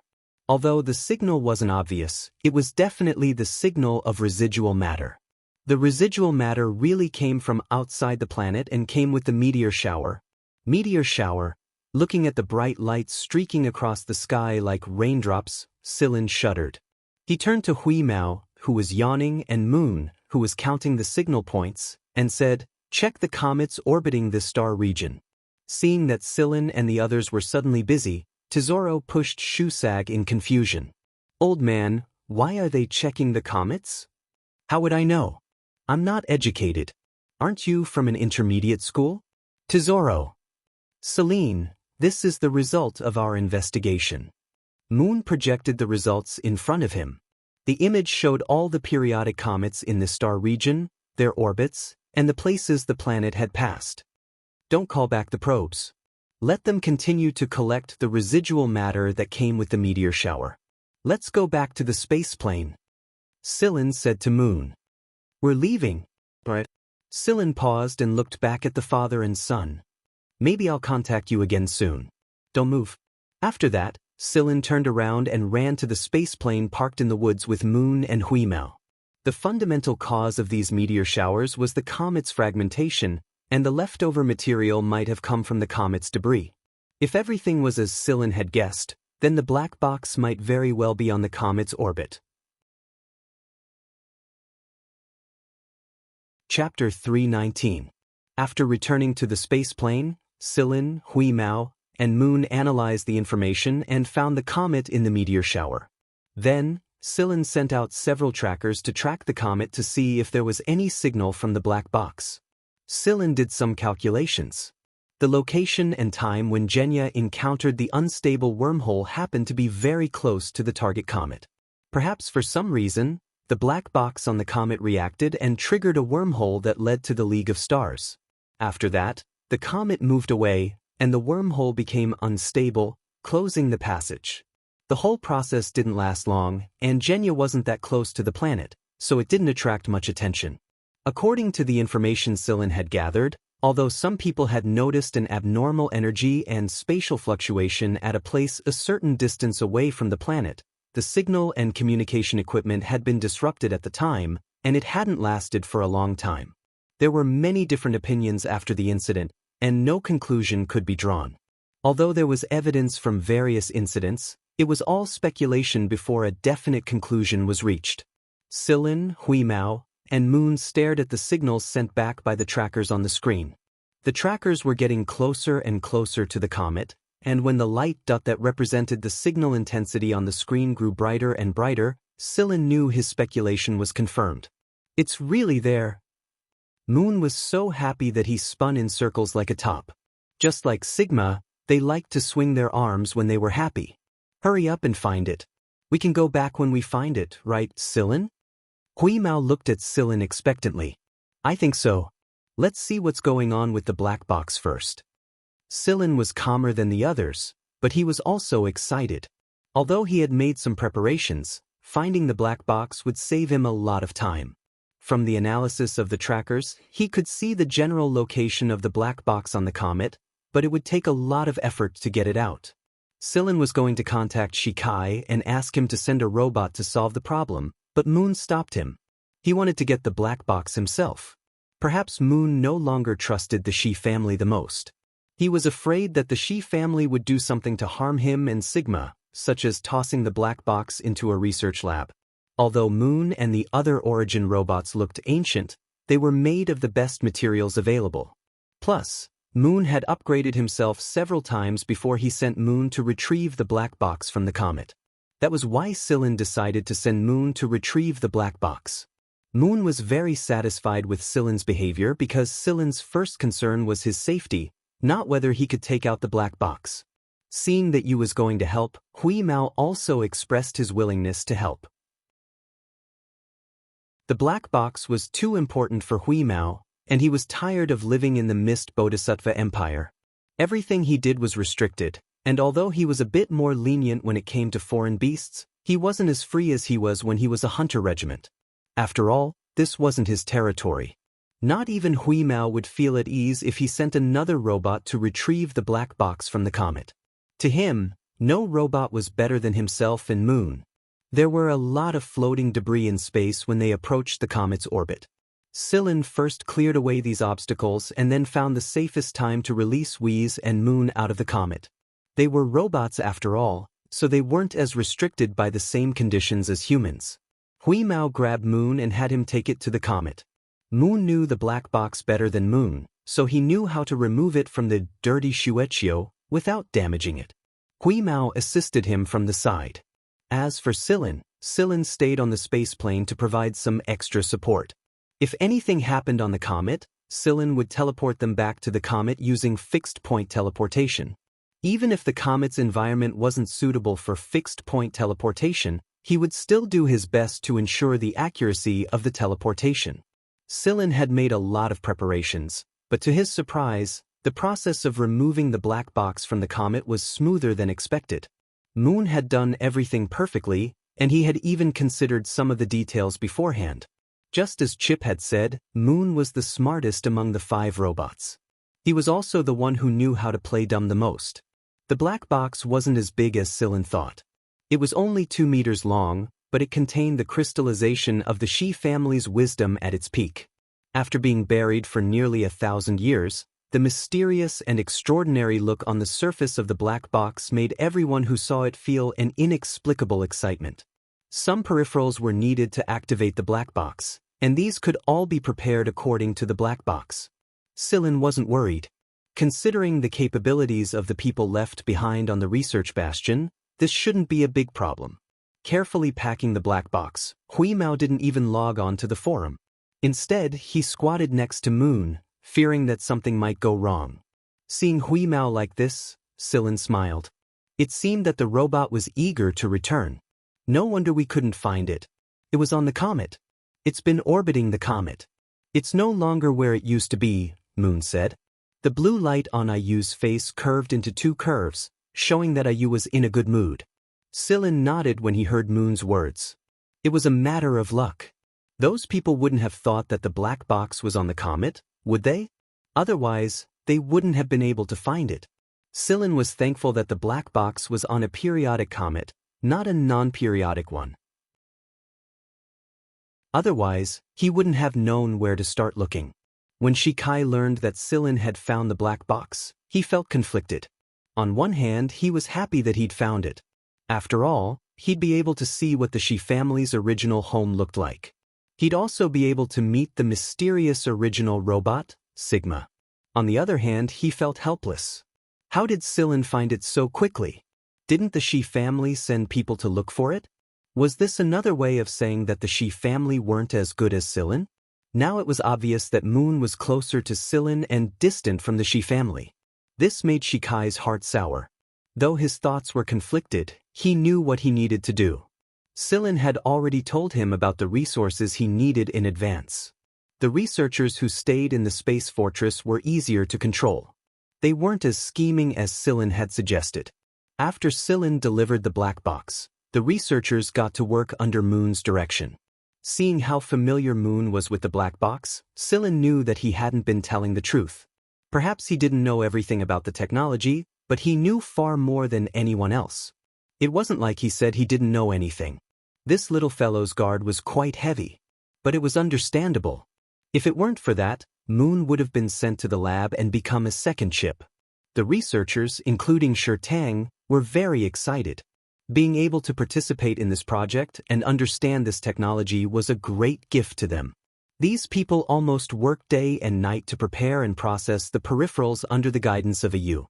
But every once in a while, a U would ask them to stop and rest. After all, these people were not robots, and there was a limit to their energy. Celine watched the entire process from the side. Sometimes he would join in and help out.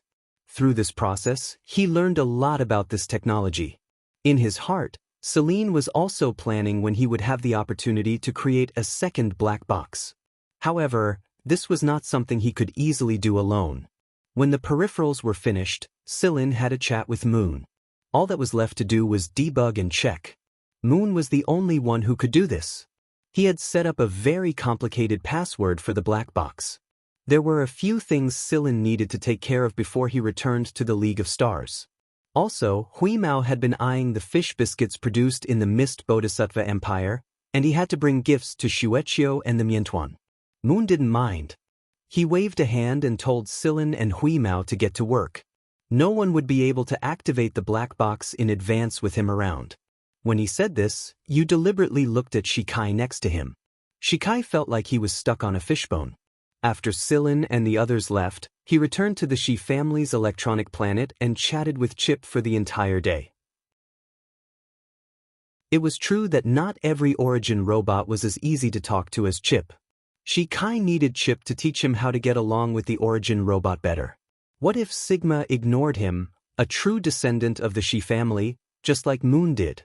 His ancestors would probably kill him in his dreams if that happened. Celine actually had a lot of things to do right now: AF1's classes, the RAS project, Guanfeng's project, and the problems he had to deal with as one of the 3 people in charge of Black Viper. However, these weren't the most important things to Celine right now. He could apply to suspend AF1's classes, and there were plenty of people willing to take over the RAS project. Guanfeng wouldn't be affected too much even without him. As for Black Viper, he could let it go for a while. In the past, Guanfeng had always been a hands-off boss. Right now, Celine's top priority was to talk to Genya. When Celine arrived at the courtyard next to the artificial sea, Genya was sitting on a recliner under a tree. "Master!" Celine stood beside the deck chair and said softly. Genya opened his eyes. He wasn't smiling like he used to when he saw Celine. Although he was smiling now, Celine sensed a hint of melancholy in Genya's eyes. Genya's health had been improving ever since he returned to the Gen family. Just like Genya said, the Fuji tree had some sort of healing effect on the Gen family. Right now, Genya still looked old on the outside, but his bodily functions were almost the same as a middle-aged man's. The only difference was that Genya had gone through so much and experienced so much. "Have you found a way to return?" Genya asked. Judging from his calm tone, Celine knew that Genya was mentally prepared for this. Celine nodded. "Yes." Genya let out a long sigh. "Celine, there's something I'd like to talk to you about in private." What he meant was that he didn't want anyone around him, not even Huimao. Huimao had already gone off to chat with Blue Skin. After all, he wouldn't be back for a long time after he left. The guards around the yard were sent away, and Celine soundproofed the area. Although they were still here, no one could hear their conversation from 2 meters away. It was impossible to guess what they were talking about based on the movement of their lips. After everything was done, Celine stood there quietly and waited for Genya to continue. Ever since Celine could understand things, he knew that his master wasn't happy at all. Hina said that it was because Genya was missing someone. Later, when Silin received the ring with the curly leaf pattern, he thought that Genya was like that because he missed the Gen family of the Mist Bodhisattva Empire. But after returning to the Gen family, Silin realized that wasn't entirely the case.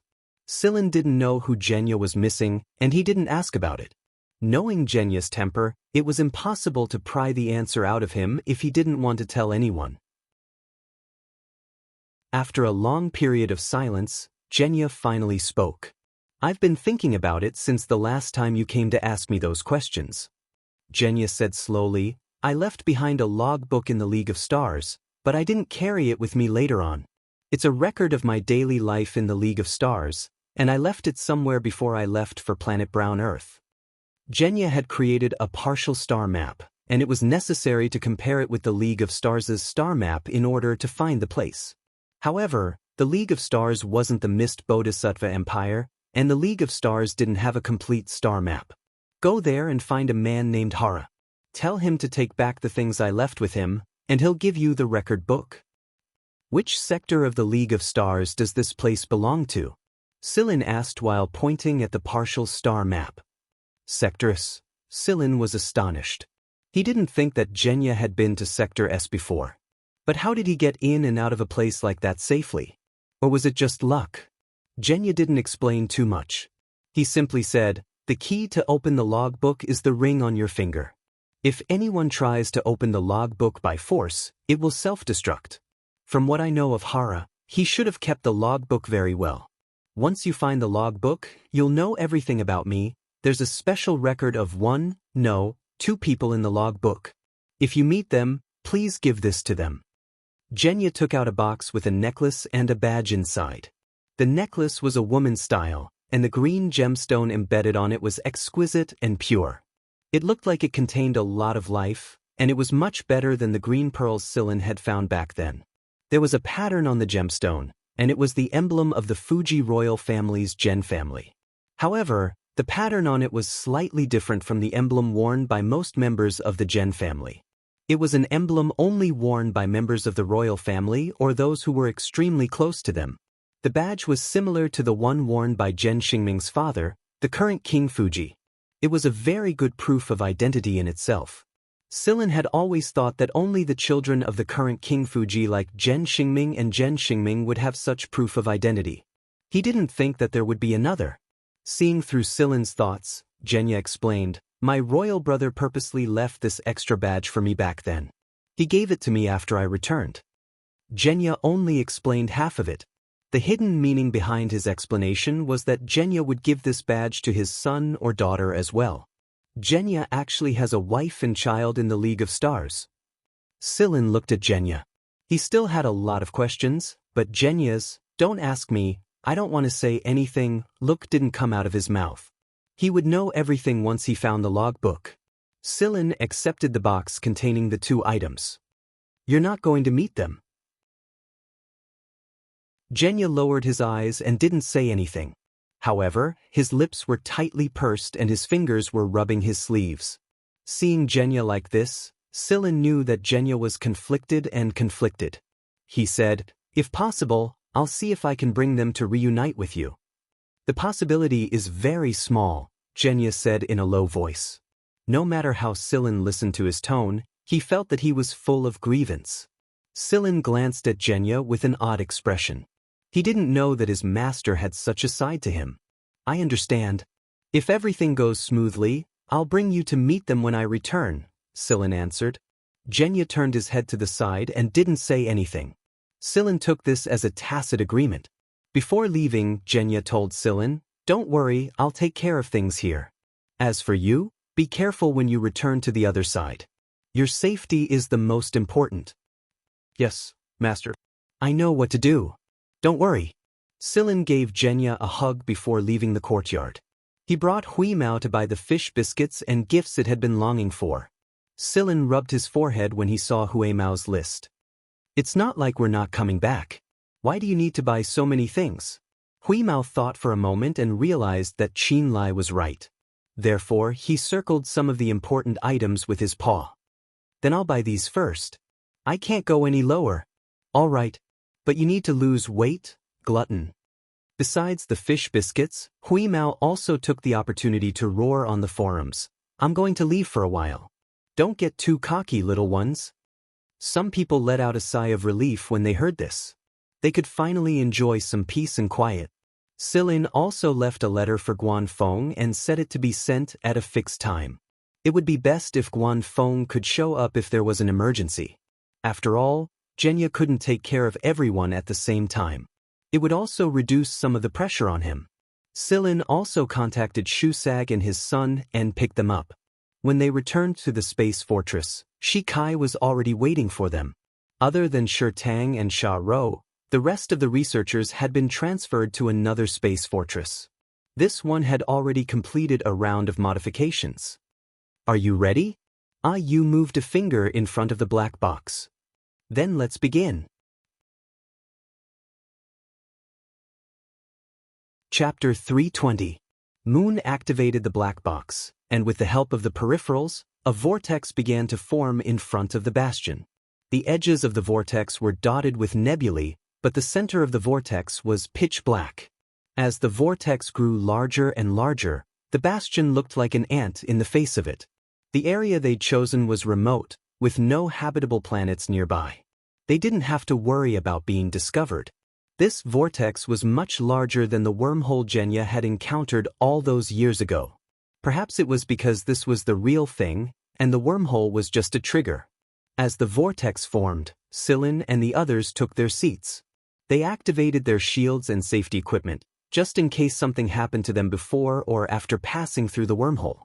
Silin had fainted for a long time when he was forcibly transported here. Even Hui Mao couldn't avoid it. All right, let's go. Moon ordered, steering the bastion forward. This bastion had been built on Shi Kai's electronic planet, and Chip was in charge of it. Every part and interface was intricate and precise. Normal humans would need at least 10 people to safely operate this thing, but for Moon, Chip alone was enough. In other words, the entire bastion was under Moon's control. This was the decision Shi Kai made after his conversation with Chip. Chip told Shi Kai before he left, "No matter what, we 5 original robots will never betray the Shi family." That was the reason Shi Kai was willing to hand over control of the bastion to Moon. Perhaps Shi Kai didn't trust Moon, but he trusted Chip. Right now, there were only a handful of people inside the space fortress. Silin, Whis, the Shi siblings, Shusag and his son, Shi Kai, and so on. The rest of the researchers had been evacuated a long time ago, and only the robots remained. These robots wouldn't move until Shi Kai gave them the order. The bastion headed toward the center of the vortex. As it got closer and closer to the wormhole, Shusag and the others couldn't stop their hearts from racing. When Silin went to find Shusag, the guy was still asleep. When Silin told him about his plan, Shusag's first reaction was that he was still dreaming. After all, someone suddenly said, "Let's go. I'll take you to another galaxy to live the life you want." For someone who'd been through so much and dreamed of breaking free from the shackles of nobility, Silin's words were like seeing holy light. After slapping himself a few times, Shusag circled around the house and confirmed with Silin. Then he summoned Tesoro, who was still in class at school, back to his room.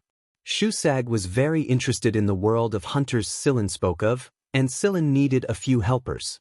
Shusag and his son were without a doubt the perfect candidates. When Shusag notified Tesoro, his teachers and classmates weren't surprised by his abrupt departure from class. But they didn't know that Tesoro was really going to leave this time. Shi Tang and Sha Rou were looking forward to a new life. Although they didn't know what the situation was like on the other side, they were certain that it was better than the one they'd been in. On the other side of Jill, Sigma was staying on the rank D planet where Silin had disappeared. It was the only one left on the planet, along with the instruments and equipment on the planet. Back in the underground base, he had Lovag's guardian beasts to keep him company. Now, even the Lovag beasts were gone. Ever since Silin and Hui Mao left, he was the only one left on the planet. Sigma tried to repair the equipment, but found that it couldn't be fixed in a short amount of time. All the settings were messed up, so he had to repair them to kill time. His heart of glass had shattered a long time ago. At the time, the underground tunnel was almost completely drained of energy, and the connection nodes were in serious disarray. The machine language radiation caused by Huimao before he was sucked into the tunnel had nearly paralyzed all the electronic equipment inside the tunnel. Come to think of it, Huimao was the main culprit. Of course, no one else knew about it. Today, Sigma was quietly repairing its equipment and playing some cheerful music. Otherwise, it would have felt lonely since it was the only person on the planet. Suddenly, Sigma sensed a familiar signal. The music stopped abruptly, and Sigma confirmed the signal's authenticity. Then, it screamed and ran out of the underground tunnel, arms waving. When Sigma saw the space-time vortex forming in the sky, the familiar signal grew even stronger. It knew who the signal belonged to. It would never forget it even after 1,000 years. The blue band on Sigma's face flickered like an expectant heartbeat. When the space-time vortex had expanded to a certain size, a space bastion emerged from it and slowly approached the planet. Once the bastion was out of the vortex began to fade away. Sigma cried out in pleasant surprise. In addition to Yu's signal, it received Huimao's signal as well. This was a great surprise for Sigma. "Sigma, I'm here to pick you up," Yu said excitedly. Sigma's thrusters roared to life, and an opening opened in the bastion's hull for Sigma to enter. The two brothers who had only met each other after 1,000 years were waving their arms and circling around each other. Shikai felt like crying when he saw the robot fly into the bastion. This was Sigma. His ancestors could only see Sigma through images. But now, Shikai was seeing Sigma for real. No one interrupted the brothers' reunion. After a quick scan, Huimao turned to Silin and said, "There's no signal from Cheto, and there's no one else on the planet." However, there was a monitor not far from the planet that was constantly monitoring the situation on the planet. Fortunately, because of the space-time vortex, those monitors will be affected and work abnormally. Silin suspected that there were monitors on the planet, so he told Huimao to interfere with their signals. Now that Sigma had been picked up and there was no one else on the planet, Silin ordered you to take the bastion and find a place where there was no one watching. Silin needed to understand what had happened in the League of Stars during the 2 or 3 years he was gone. The League of Stars' media was a bit scattered, but Silin was able to get a general idea of what was going on. Silin knew that there would be chaos before he left, but he didn't expect it to be this big. Almost the entire League of Stars was affected, and the situation was complicated. The Galactic Alliance was now divided into several parts. The political, military, and other major families were involved in a reshuffle that hadn't ended just yet. The League of Stars was no longer the same League of Stars as before. The smaller forces had a hard time surviving in this chaos, so some were absorbed, and some merged to form new organizations. Right now, Silin was only concerned about the 6th Division, no matter what the politicians and strategists were plotting. Sigma was in a very low mood after the reunion with you. Only 2.5 of the 5 brothers were left, and Chip was only half of them. Shikai didn't know what to do. Although he wasn't the one who did all those stupid things, he was still the head of the Shi family. He had to shoulder all the responsibility. To Shikai's relief, Sigma wasn't as scheming as Moon. Just like he knew, Sigma wasn't as scheming as Moon. Since Shikai was his master's descendant, Sigma would treat him well. "Where's Cheto's Sigma?" Silin asked. Shikai and the others were carrying the translation device Silin made, so they could understand the language Silin was using right now. Sigma's mood dropped even further when the topic was brought up. Cheto has left the 6th Division. He left Vanguard after the 6th Squad changed hands. The 6th Division changed hands? Silin hadn't expected this to happen. Due to the beginning of the Great Chaos, some small hunter regiments were absorbed by Vanguard, and the 10B squadrons under Vanguard were reorganized accordingly. The current commander of the 6th Division is a member of the A Squad. The original commander, Shotten, has been transferred to the A Squad, and 2 new lieutenants have been replaced. However, due to an internal conflict, Cheto left with Dias and Asha. Rikulab went home, and he left with Dr. Murnichi Tico. The other familiar faces seemed to have left one after another, but since they were only a minority and the entire 6th B Squadron was in the midst of reorganization, we didn't bother with them. Those who wanted to leave have already left. Did Ji Feng give any explanation for my disappearance? Sillin asked. Part of the reason Yudi and the others left was to search for you. I don't know anything else, but I can contact the 6th Division's base. Cheto was the one who told me the rest of the information. Can you contact Cheto? Wait a moment. Sigma quickly pulled himself together and contacted Cheto.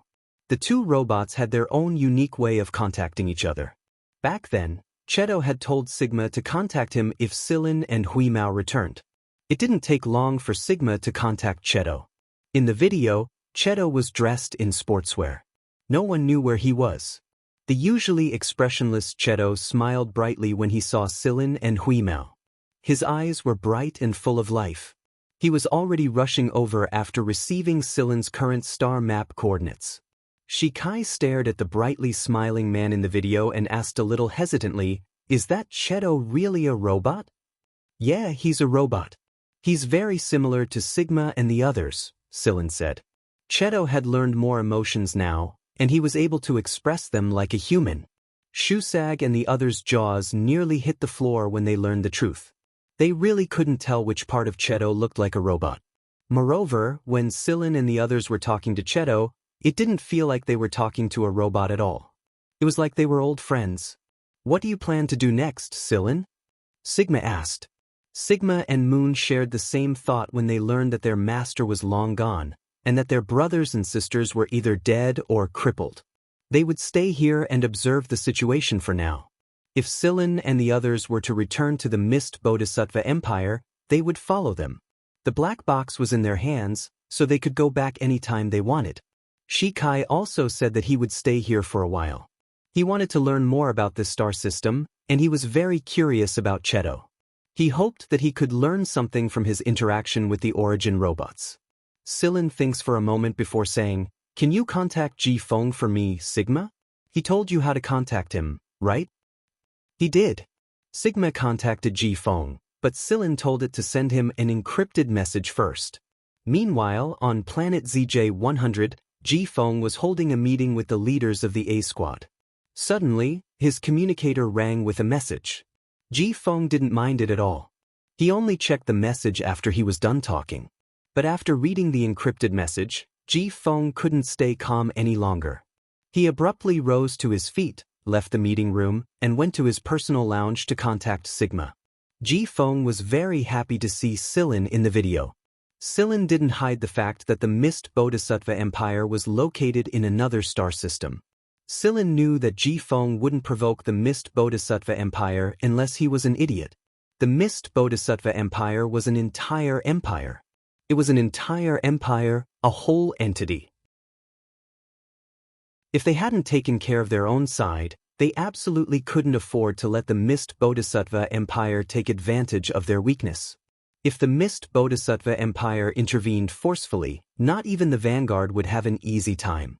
In fact, they might even face annihilation.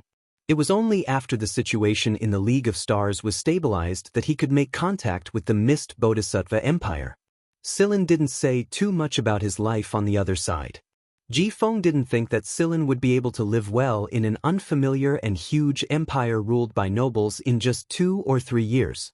That being said, Ji Feng's attitude towards the Mist Bodhisattva Empire was exactly as Sillin had predicted. He wouldn't make contact with them for now. That being said, Ji Feng was very happy that Sillin was able to bring back such big news. He had high hopes for Sillin in the first place, and now that Sillin had returned, Ji Feng planned to give Sillin the 6th Division's captain position or transfer Sillin back to the A Squadron. Sillin turned down Ji Feng's suggestion. According to the information I've gathered, the current 6th Division is no longer the 6th Division of the past. My old squad has either disbanded or left. Even if I were to return now, I'd probably have a hard time getting along with my current teammates. So, Ji Feng waited for Sillin to say something. That's why I want to apply to form the 11th B Squadron. Ji Feng raised an eyebrow when he heard Sillin's words. A moment later, he smiled and said, "All right, I agree. Your old base is perfect for the new 11th B Squadron. The 6th Division has already established a base on another planet. The old base is just a backup." But Sillin was puzzled. That base was pretty good. What was the point of not going to another planet to build a stronghold with such a good base?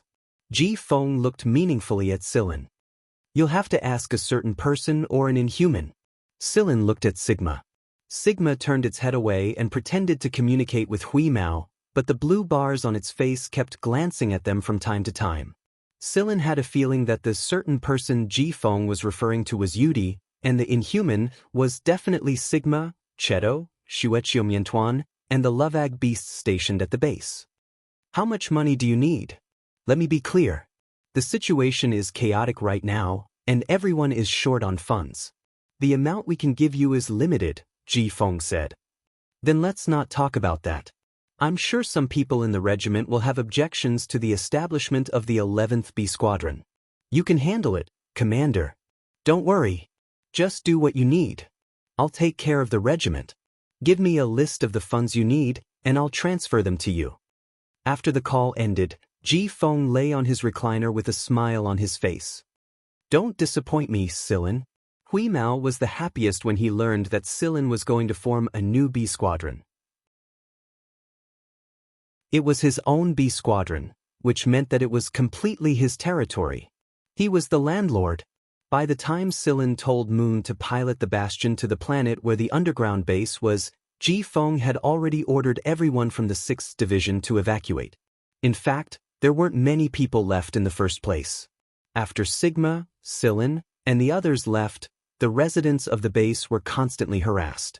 The entire base was like a mischievous hand, teasing them from time to time. For example, some people were locked inside for several days due to the malfunction of the passageway door, the walls of the toilet would move, and there would often be some very strange sounds, etc. Some people were so teased that they almost had a nervous breakdown. Both Sigma and Moon were overjoyed to be back on this planet. Shi Kai, on the other hand, was finally able to see his ancestors' handwriting. Hui Mao was so happy that he ran around and played with the Lovag beasts who came out to greet him. So this is a new life. Shusag spread his arms and looked forward to the coming days.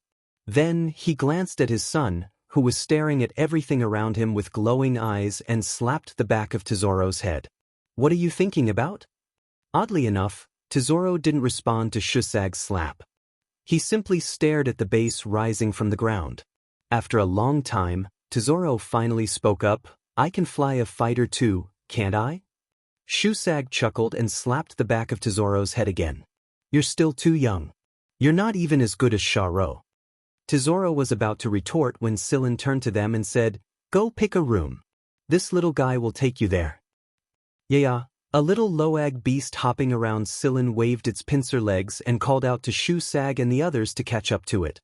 While Sillin, Moon, Sigma, and Shikai were setting up the base, a space plane flew toward them. Chapter 321. It's Cheto.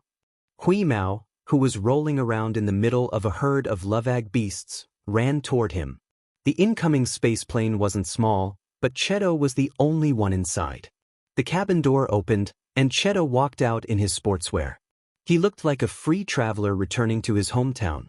Cheto smiled when he saw Hui Mao, who was a lot fatter than he remembered. Long time no see, Cheto. Hui Mao jumped onto Cheto's shoulder and patted him with his paw. Not bad. Did you level up? I modified it by absorbing a couple of rare metals. Cheto scratched Hui Mao's chin.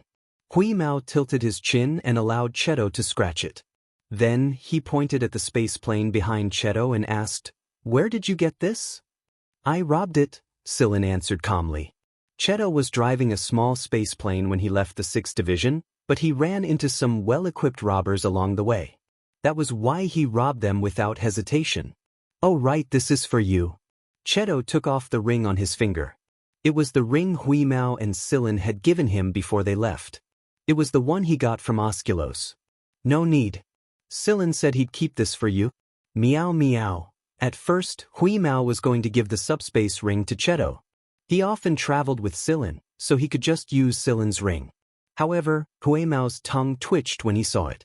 The ring was filled with precious metals, energy blocks, and fish biscuits of Hui Mao's favorite flavors. It was obvious that Cheto had collected the rare metals and minerals over the past 2 or 3 years. The fish biscuits were bought while he was wandering around. "You really are my blood brother, Cheto?" Hui Mao laughed foolishly while holding the ring. "Cheto? Blood brother?" Silin and Sigma, who were setting up the base, walked out of the building. When they saw Hui Mao squatting on Cheto's shoulder and laughing like a fool, Silin turned to Cheto and said, "Welcome back." Sigma also rushed over and gave Cheto a hug. For the past 2 days, Sigma's mood had skyrocketed, and the waves on its face hadn't stopped for a single moment. It even hummed a little tune from time to time. Not far away, Shikai's eyes lit up when he saw Silin high-fiving Cheto in a very natural manner. This robot was a bona fide original robot. It was a robot that was very close to a human. However, Shikai had no idea how far this robot's mind could stretch. He would slowly figure it out as he spent more time with it. Staying here was indeed the right choice. There were some rare metals on Cheto's spaceplane. Silin needed to build a starship, and there were a lot of materials in the base. But no one would complain about having too many rare minerals. Before this, Silin hadn't made a move because the higher-ups of Vanguard hadn't officially agreed to form a new B squadron. It was only yesterday that Silin finally received Jifeng's official notice and was ready to officially summon the people who had left. Cheto had returned just in time, and he knew how to contact Yudi and the others. It saved Silin a lot of trouble. Beaver and Yudi had been guests of the 3rd B Squadron all this time. In fact, they had been guests of the 3rd B Squadron for almost 2 years now. Ever since the 6th Fleet's major reorganization and the departure of many familiar teammates, they had been guests of the 3rd B Squadron. However, they were quite popular in the 3rd B Squadron because they were both technical talents. Falvey, the commander of the 3rd B Squadron, had expressed the intention of recruiting them into the squadron, but the duo had never expressed anything about it. After receiving Silin's message, the two of them immediately packed up and left. Their departure was swift and decisive. Falvey laughed in exasperation when he saw the situation. The 3rd B Squadron was one of the strongest B Squadrons in Vanguard, and the conditions they had offered the duo were good enough. Who would have thought that they couldn't even compare to Silin's words? After Silin contacted the people, Yudi and Beaver were the first to arrive, followed by Carrie, Ba Dao, and Xiaoshang. Meichi Tico had returned alone. Lycrabe, no, the 4th young master of the Shi family, Shi Huajing, hadn't returned with them. Lycrabe has some family matters to attend to, so he can't join the construction of this fleet, Tico said with a smile. While speaking, she took out the little rabbit from her pocket and allowed it to play with Hui Mao and the others. The little rabbit hadn't changed at all after almost 3 years. It was just as small as before, but everyone knew that it was special, so they didn't pay it any mind. I learned from Cheto that he's the 4th young master of the Shi family right now. It's a rare opportunity to take back his power during this time of chaos. Later on, Silin secretly communicated with Shi Huajing and established a partnership. After all, no one could stand alone in this situation. Isolation would only make one's situation worse. Adding a partner was like adding a helping hand, a bargaining chip to gain a firm foothold. The last to arrive were Diaz and the others. After the 6th Division was reorganized, Diaz, Asha, his newborn son, Tang Qiuqiu, Chifeng, and Xueqiu left the 6th Division together. After all, the people Tang Qiuqiu trusted the most in the 6th Division were Diaz and Silin. Since Silin wasn't here, Diaz was naturally the one who followed him. After their space plane landed, the first person to rush out was a ball-like fatty with a fair complexion. These gluttons have all grown fat. This was Silin's first thought after he returned. Xueqiu had grown a lot. In the past, he could be carried on Tang Qiuqiu's back, but now he was almost as tall as Silin when he stood up. After he rushed out of the hatch, he rolled into a ball and rolled back to where Silin and the others were. It didn't take long for him to join Hui Mao and the Miantuan. Right now, Tang Qiuqiu was already a young girl. Of course, if you ignored the big sniper rifle she was carrying on her back, she would make people feel closer to her. As for Chifeng, he was trying his best to keep a straight face, but the tail wagging behind him made it clear that he was actually very excited inside. Old man, Tesoro pointed at Chifeng, who was wagging his tail. Tesoro had been surprised when he first saw Ba Dao. Then, one by one, they appeared out of nowhere. Now, this kid who was wagging his tail so blatantly, Tesoro still wasn't used to it. After all, in the past, everyone was busy hiding their differences, afraid that they would be treated as an anomaly. But after he came with Silin, he realized that there was no need to hide anything. It didn't matter what you looked like, as long as you had the ability.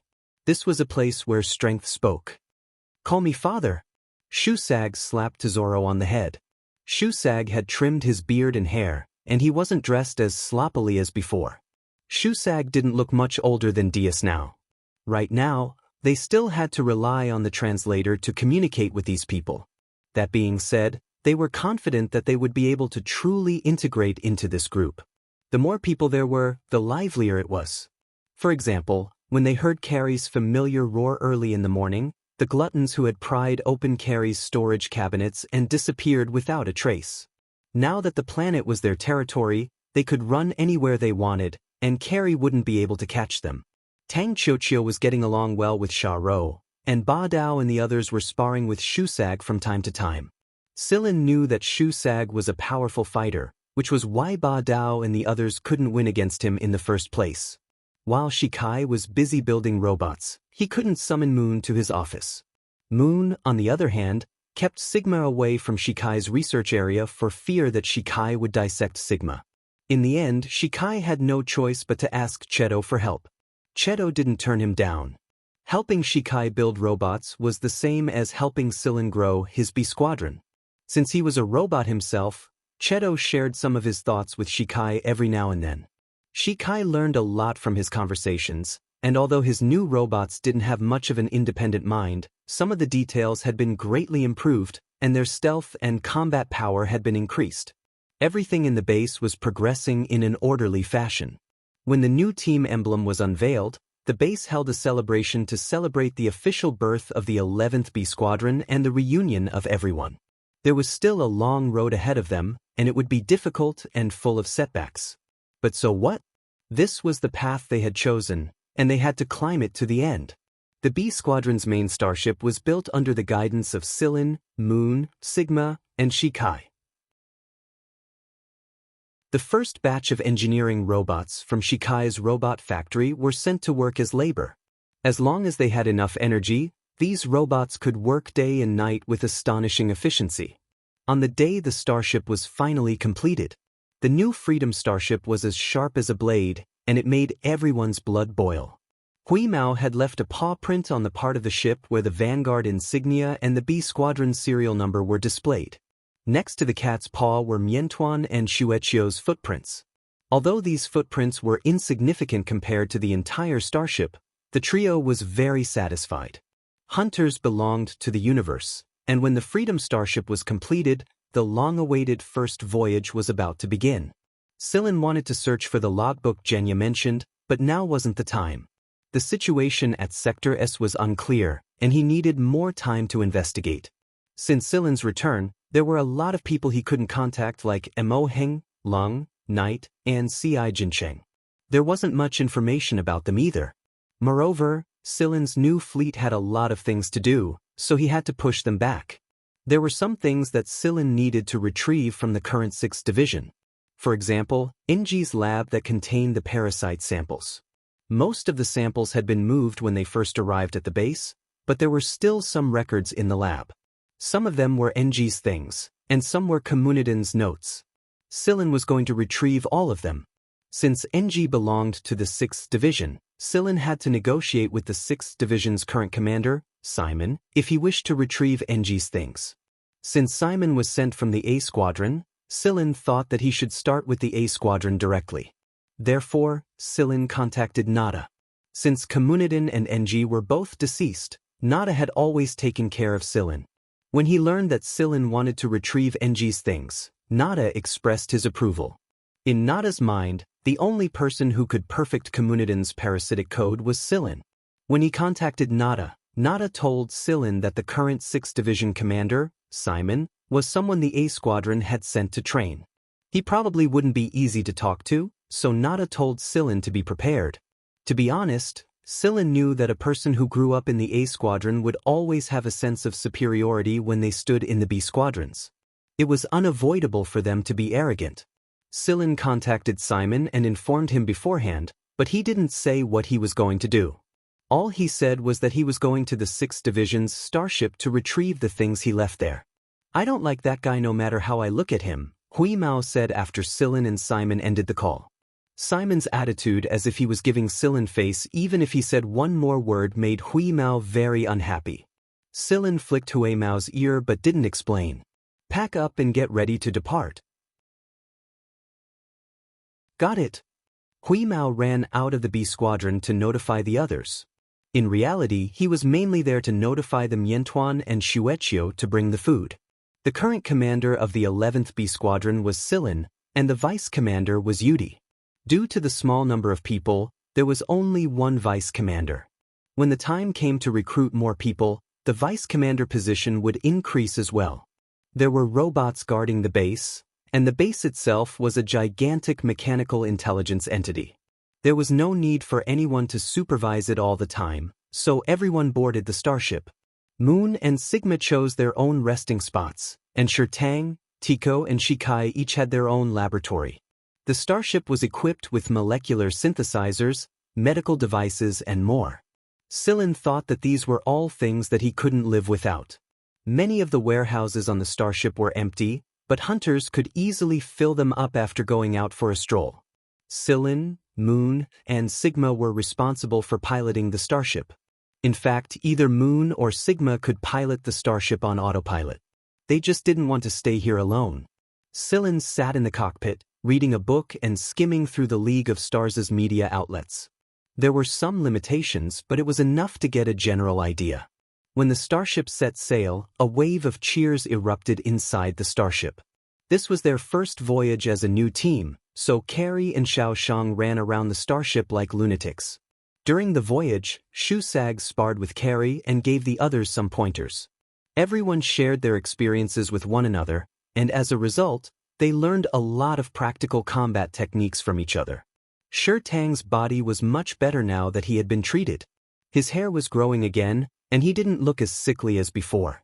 Sometimes, Shirtang would learn a thing or two from Shusag when he sparred with Carrie and the others. Right now, Sector Z's forces were all over the place. Scylla's group did run into people from other forces during the voyage, but they all laughed when they heard that it was Vanguard's 11th B Squadron. Everyone in the League of Stars knew that Vanguard had 10 B squadrons, not 11. So what was up with this 11th B squadron? It had to be a disguise. That was why no one thought much of it. If it was any other B squadron in Vanguard, they might be a little nervous, but not this one.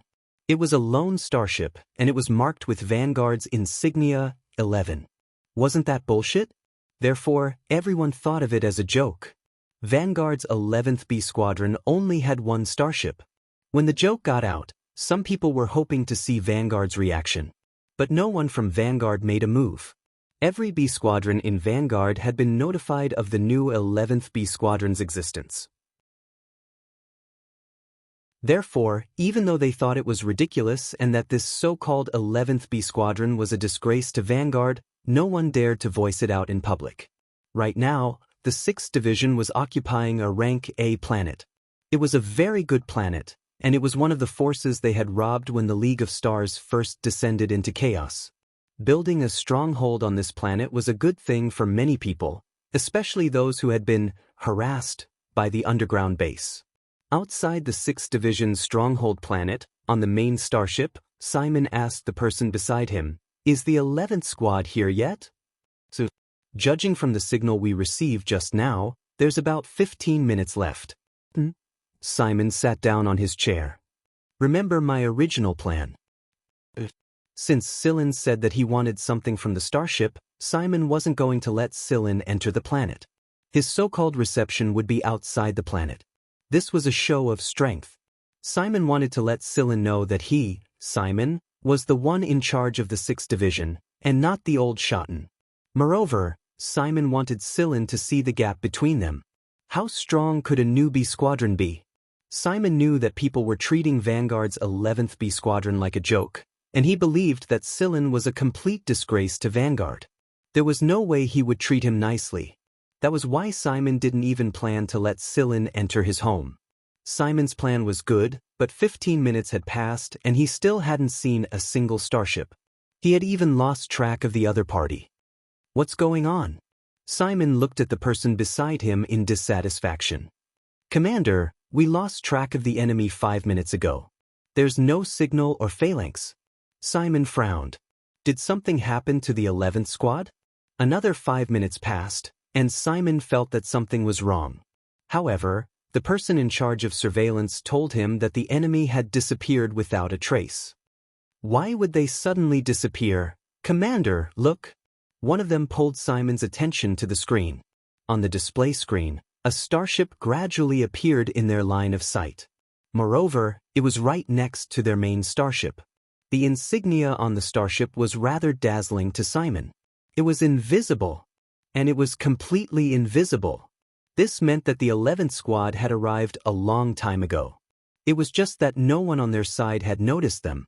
If the enemy hadn't shown up on their own, the 6th Division would have continued to be blind. A full 5 minutes. 5 minutes wasn't even enough for some people to squat in the toilet, but 5 minutes was more than enough for the 6th Division to endure a destructive attack without even knowing who the enemy was.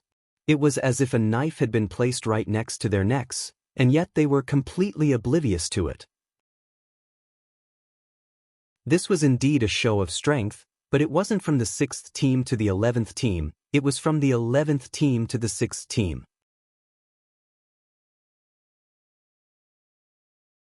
Chapter 322. Sorry for the long wait. It's been a long journey, so we only rested for 5 minutes after we arrived.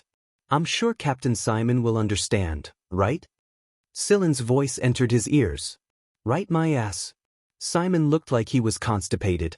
It wasn't just because the enemy had stayed right next to their starship for 5 minutes without being noticed, or because Sillin's words made Simon want to flip the table, it was because the voice had come from their starship's communicator.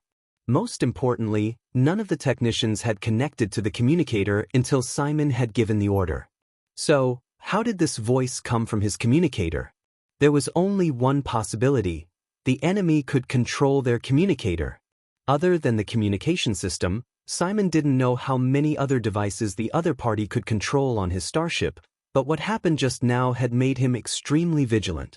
The more he thought about it, the more powerless he felt. Was he trying to take them down a notch? Simon felt as if he were a monkey in a circus, and he thought he was doing a good job. He was a member of the A Squadron after all, so he quickly adjusted himself. At the very least, he was back to normal on the surface. The technicians around him were still staring at him in disbelief. Simon cursed inwardly. Ahem. It's nice to meet you, everyone of the 11th squad, Simon said after regaining his composure. Simon's words snapped everyone out of their daze, and they scrambled to connect the two starships. Simon had regained his composure, but when he saw the leader of the squad walking toward him, he lost his composure again. When Sillin contacted Simon at the base, he was still a brawny, honest-looking young man with brown hair. Now, however, he was using his original appearance. Allow me to formally introduce myself. I am the current commander of the 11th B Squadron, Sillin. This is my original appearance, Sillin said to Simon, who looked like he was about to collapse. When Sillin contacted Diaz and the others, he used the appearance he had when he was in the League of Stars. But after they arrived and set sail, he reverted to the appearance everyone in the Mist Bodhisattva Empire was familiar with. This was his true appearance, and it was the only way his body could be in peak condition. The full activation of the AI chip could allow Sillin to exist in various forms, turning him into a different person. However, Sillin still preferred his original appearance, which was the most natural. His body's energy consumption was the lowest, and his condition was maintained at its peak.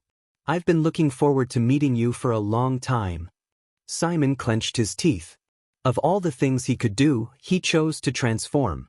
Was this another show of strength? He had black hair, black eyes, and a tanned complexion. He was a healthy and sunny person, just like a young man who had just stepped out of his house and stepped into the outside world. But when he thought about Sillin, he couldn't help but feel a chill in his heart. He was obviously a kid who was much younger than him, but she couldn't see through him. She couldn't see through him, and she couldn't tell what he was thinking from the expression on his face. The original members of the 6th Division were looking at him strangely. They were wondering why Sillin hadn't shown up yet, but now he was wearing a completely different face. Then he looked at the people behind Sillin. Asha was the only one who had stayed behind to take care of the children, and everyone else had come out with him. Simon scanned the group and noticed that half of them were people he knew, but the ones he didn't look like they were ordinary people. In the end, Simon's gaze landed on Shusag.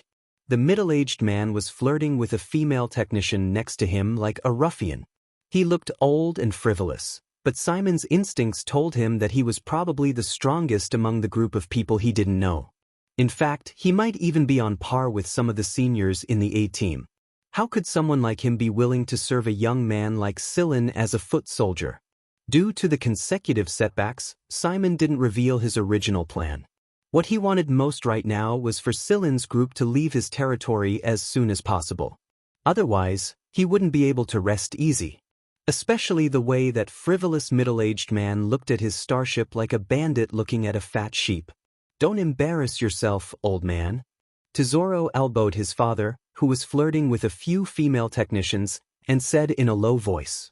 Shusag curled his lip and sighed. "I'm thirsty. Little brats won't understand." Carrie and the others heard Shusag's words and shot him a "we understand" look. Then, they huddled together and started chattering away, even laughing at the same time.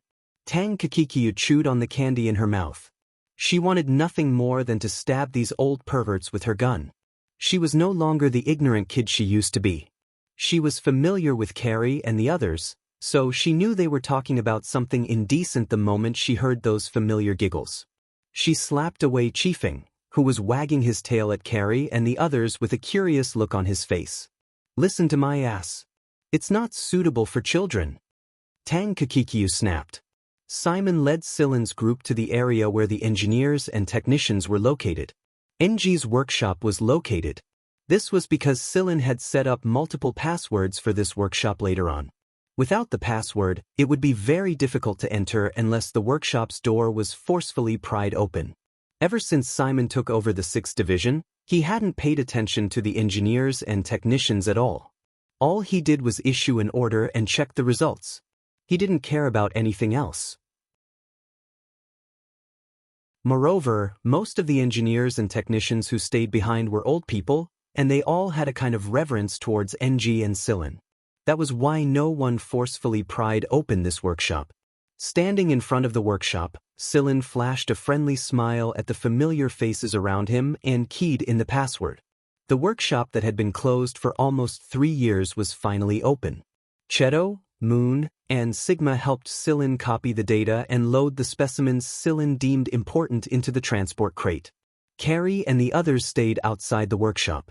It would be troublesome if there were too many people in the workshop. Carrie and the others reminisced about the past and told Shusag and the others about their time in the 6th Division from time to time.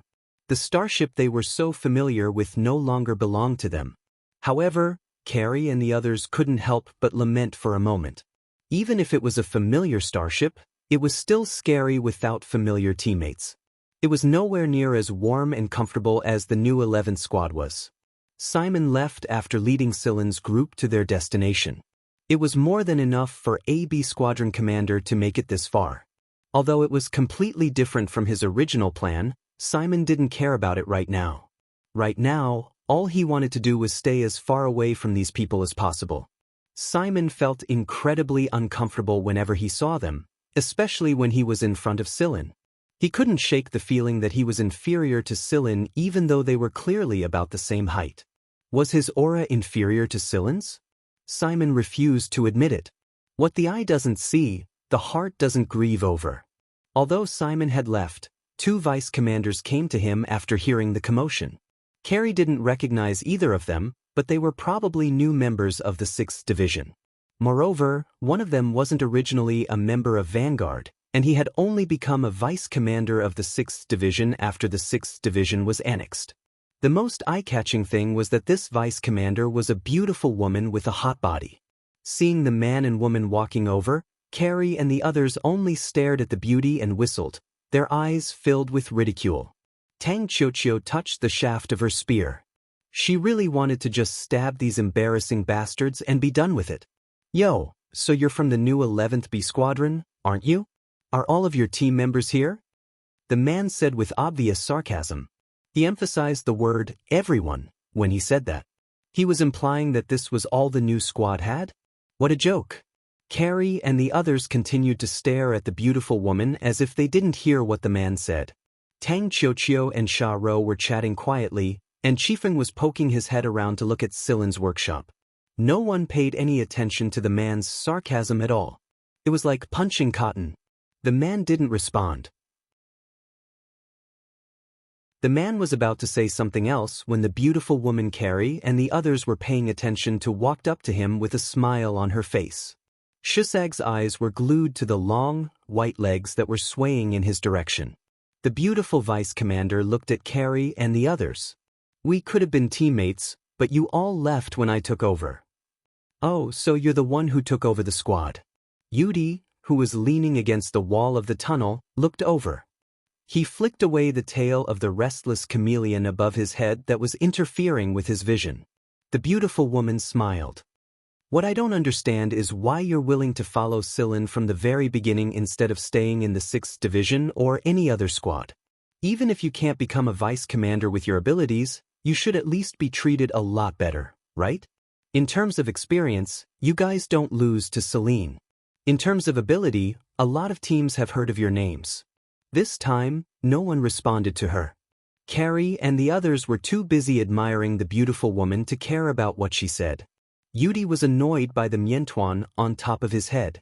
He knew that the creature was bored, so he grabbed its tail and swung it towards the workshop where Silin and Huimao were. Remember, don't cause trouble. The beautiful woman wasn't angry that no one was paying attention to her.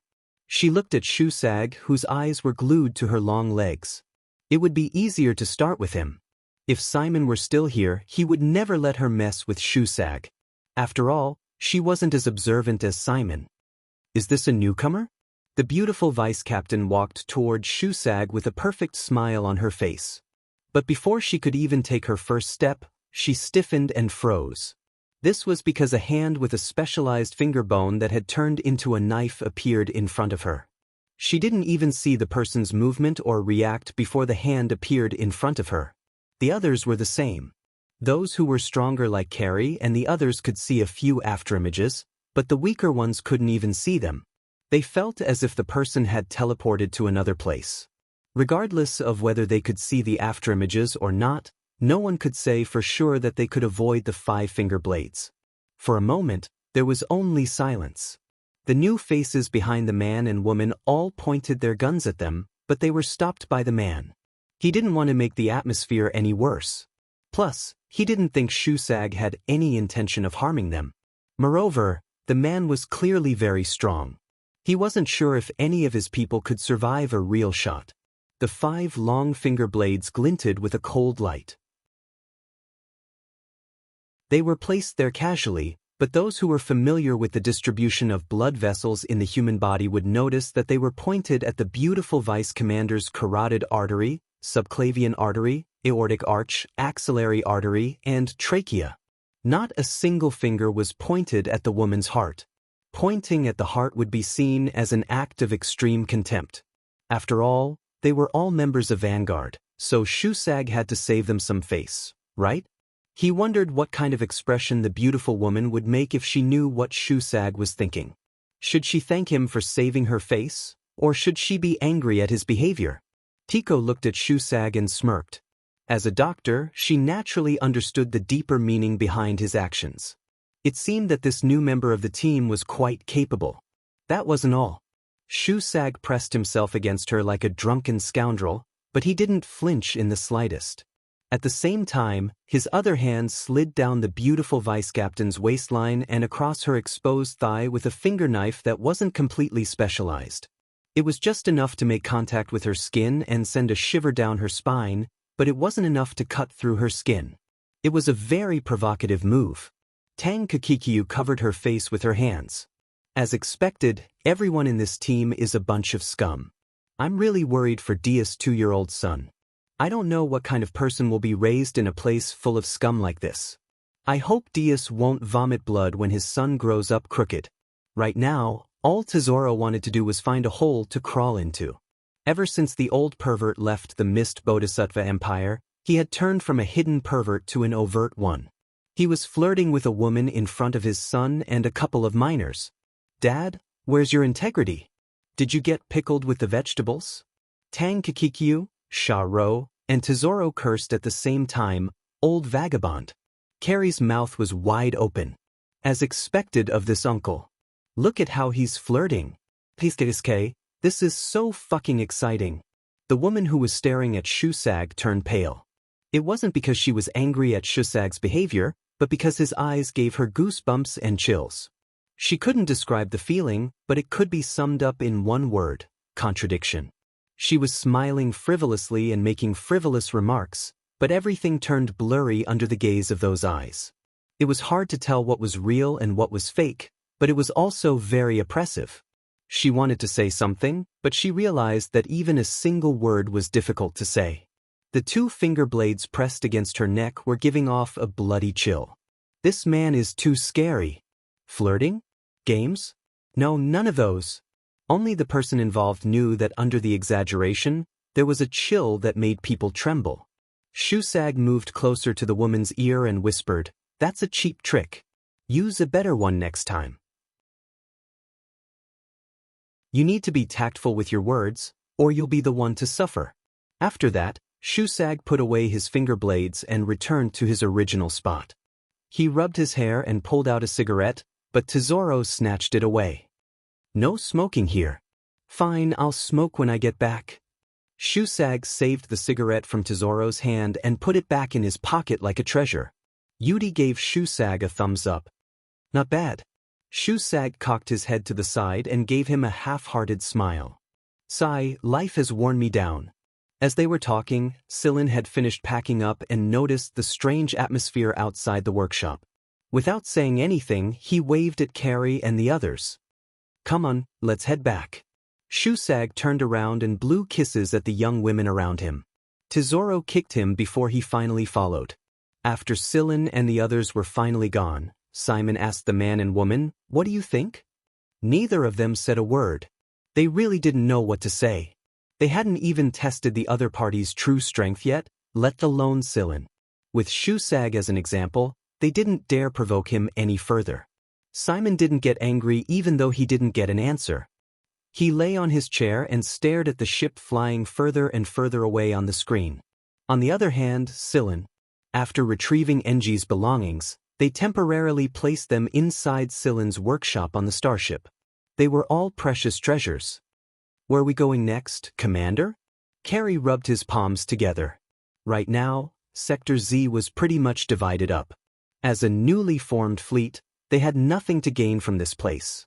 Moreover, there were too many forces in Sector Z right now, and it was easy for conflicts to arise. Many people would take advantage of the situation and loot it.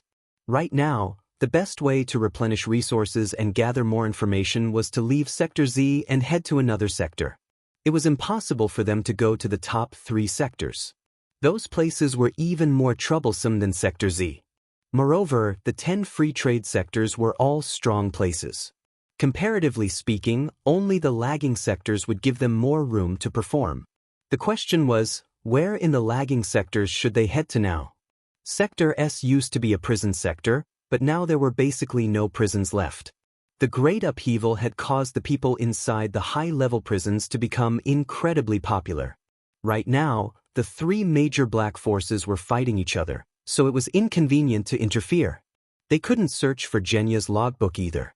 Right now, Sector V was clamoring for independence, and they were clamoring to form some freedom alliance or something. It would be asking for trouble if they went there. After a brief discussion, everyone agreed to head to Sector T. It was also the place where Sillin first encountered Huimao. Sector T was full of alien beasts, so they went there to stock up on meat and make some money while they were at it. However, when they just entered Sector T, Silin's group ran into a transport ship. The transport ship was parked quietly, and the only sound it emitted was an intermittent distress signal from time to time. Other than that, there was no other activity. What's going on? Silin asked Ayu spread his hands.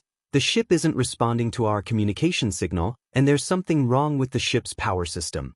I can't get any more information, but there's one thing I'm sure of. If there are people inside the ship, then none of them are alive right now.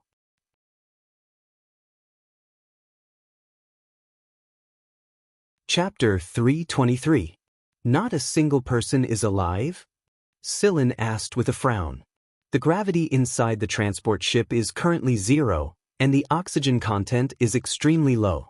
The energy fluctuation detection in the engine compartment shows that it is in a closed state. As for the life signal, I haven't detected any signal activity yet. Of course, there might be survivors, but the chances are very low, Moon replied. Also, the power system and main control system are all shut down, so I can't get more information. If we can enter the transport ship, I might be able to get more information. Shall we go? Silin thinks for a moment before walking out of the control room. Me, Cheto, Shusag, and Moon will go check it out first. Carrie, get ready. I'll contact you if I need you. Roger that. Shusag walked into the equipment room and took out a protective suit, a breathing mask, a gun, a wrist blade, and a pair of gravity boots. Although some of the equipment wasn't exactly the same as the ones he used in the military, they were more or less the same. Hey old man, be careful. Don't embarrass yourself too much, Tesoro said from a short distance away. Shusag put on the gravity boots and shot Tesoro a glance. You think I'm as weak as you? After putting on his equipment, Shusag reached out and rubbed Tesoro's hair until it was a mess. Then, he ran away before Tesoro could lose his temper. Asha couldn't help but shake her head. What an awkward father-son relationship. Both Silin and Shusag had to wear protective gear, but Cheto and Moon didn't have to. Moon looked very excited. Unlike Sigma, he wasn't someone who could stay put for long. He loved adventures and trying new things. As the starship approached the transport ship, Silin, Cheto, and Shusag stood on the bridge of the starship. Moon had already flown out and was standing right next to the transport ship's cabin door. The blue strip on his face flashed as he tried to decode the door's controls. Screech. Very soon, the door opened. Just as Moon had said, the power system inside the transport ship had either malfunctioned or been shut down. Everything was dark. Silin made a gesture, and the three of them jumped into the open hatch of the transport ship. The gravity boots stuck to the floor of the transport ship, allowing them to stand steadily. Holding back Huimao, who was about to rush inside, Silin said, "Don't move. Stay here." Huimao flicked his ears and reluctantly squatted on Silin's shoulder. He looked left and right while observing the situation inside. "We'll go in first," Silin said to Yudi and then walked inside. "There are so many dead people inside," Huimao said. It had already detected the situation at the entrance of the passage not far away. "Silin, do you want me to hack into the main power system and turn on the power?" Moon asked. "No, don't turn on the power first. Check to see what's wrong with the power system. Don't leave any traces." Silin's intention was to let you see if the power system malfunction was accidental or man-made, but he couldn't leave any traces of intrusion. Got it? Yu was very confident in his abilities. As they walked deeper into the passage, they saw the things Huimao was talking about. The dead bodies, blood clots, and spurting blood inside the passage were all floating in the air due to the weightlessness. There were also some blood stains and bloody handprints on the walls of the passage. They were all left behind by the dead. "Who are they?" Shusag asked. "They look like normal employees." "I don't know." Silin looked at the attire of these people. He didn't find anything iconic on their clothes, but judging from the material of their sailor suits, the forces behind them weren't small. Try not to touch the blood droplets and blood clots. Keep them in their original state, Silin said to Shusag and Cheto. A pause later, he turned to Huimao and emphasized, "Don't leave any claw marks." "All right." Hui Mao retracted his claws and raised his front paw to show Silin the little pads on it. Is this okay? These people? Shusag glanced at the floating body next to him and pointed at a knife wound. It's a very professional knife wound. It was easy to tell how skilled a person was with a knife just by looking at the cut. Judging from the dead body in front of him, Shusag could tell that the person who killed them was a professional. There was no hesitation in their movements. After walking deeper into the passage, Yu opened a door and entered the control room of the main cabin. There were even more dead bodies floating here, and some of them looked like they were in shock and disbelief. Perhaps they hadn't reacted in time to the slaughter at all. Most of them weren't holding any weapons, and judging from the genetic analysis, they were all ordinary people. What do you see? Silin asked Shusag. It was a one-sided massacre. I can see that the Slayers are a well-trained and well-equipped team. They didn't even leave any obvious traces behind. Plus, Shusag pointed at a person floating not far away. That person should be someone powerful, right? Silin looked at the direction Shusag was pointing at and saw a person floating there. However, the fatal wound on this person wasn't a knife wound, but a gun wound. The genetic analysis showed that this person was a rank A genotype. The League of Stars used gene rank as the standard of measurement, so they couldn't let their guard down against a rank A genotype even if they hadn't gone through any professional training. That was why the killers didn't engage in melee combat. Instead, they used a sniper's bullet to end this person's life. The bullet's penetrative power was so strong that it almost blew the person's heart out of his chest. However, the bullet didn't have any other distinguishing features. They couldn't tell what kind of gun it was, so it was obviously disguised. They were all wearing the same flight suits, but the Slayers were able to tell which of them had A-rank genotypes. This proved that the Slayers were very familiar with the distribution of the people on this transport ship. They knew which ones were stronger and which ones were weaker. Then, they came up with the most labor-saving and time-saving plan. Do you know how to write a report? Silin looked at Shusag. I'm good. I used to write a summary report after a mission in the army. Let's go back and sum it up. Sure. After walking around the ship, they saw that the storage of the transport ship had been emptied. Judging from the residue, the storage was filled with high-quality energy blocks, some rare metal ores, and some high-end equipment. Anyone would be pissed if they lost something this valuable. I wonder who the unlucky bastard is, Hui Mao said slowly. He was prepared to come here to get some benefits and save up some money, but he didn't get anything at all. How disappointing. The problem is, for something this valuable, they would definitely send strong guards to escort it, right? Where are they? Shusag looked around and didn't see any guards around. Most of the people hovering outside were normal employees. There were a few decent ones, but they were the minority and didn't seem to be part of the security force. There's one over there. Cheto pointed at a passage. He could tell that the person there was much stronger than the people in front of them. The passage Cheto pointed at was connected to the storage, and there was a spiral staircase at the turning point that led to the next floor. The turning point led to the control cabin and the storage and the bathroom. Other than the guard in the passageway, there were two other guards floating at the turning point. Their bodies were also riddled with gunshot wounds, killed in one shot. Do you need reinforcements, Commander? Carrie asked through the communicator. Not yet. Silin was afraid that more people would leave more traces. He didn't want anyone to know that they were here. The guard's rest area should be up there. Cheto stopped Shusag just as he was about to walk up. It's poisonous. What? Shusag pulled his foot back. There's very little of it here, but the higher we go, the thicker it gets, Cheto said. It is. It's fatal to the human body once it reaches a certain concentration, Moon confirmed. Silin and Shusag checked their protective suits before unfolding their breathing masks to cover their entire heads. There were no gaps between them at all. Let's go. The higher they went, the thicker the poisonous gas became. When they went up the stairs, they discovered that the door was closed. However, there was a small crack on the side through which the poisonous gas leaked out. Ready? Moon looked at Silin. After receiving a ready gesture from Silin, he opened the door. What he saw was nauseating. Due to the erosion of this atomized poisonous gas, those who inhaled it or came into contact with it through their skin would have their nerves rapidly necrotic.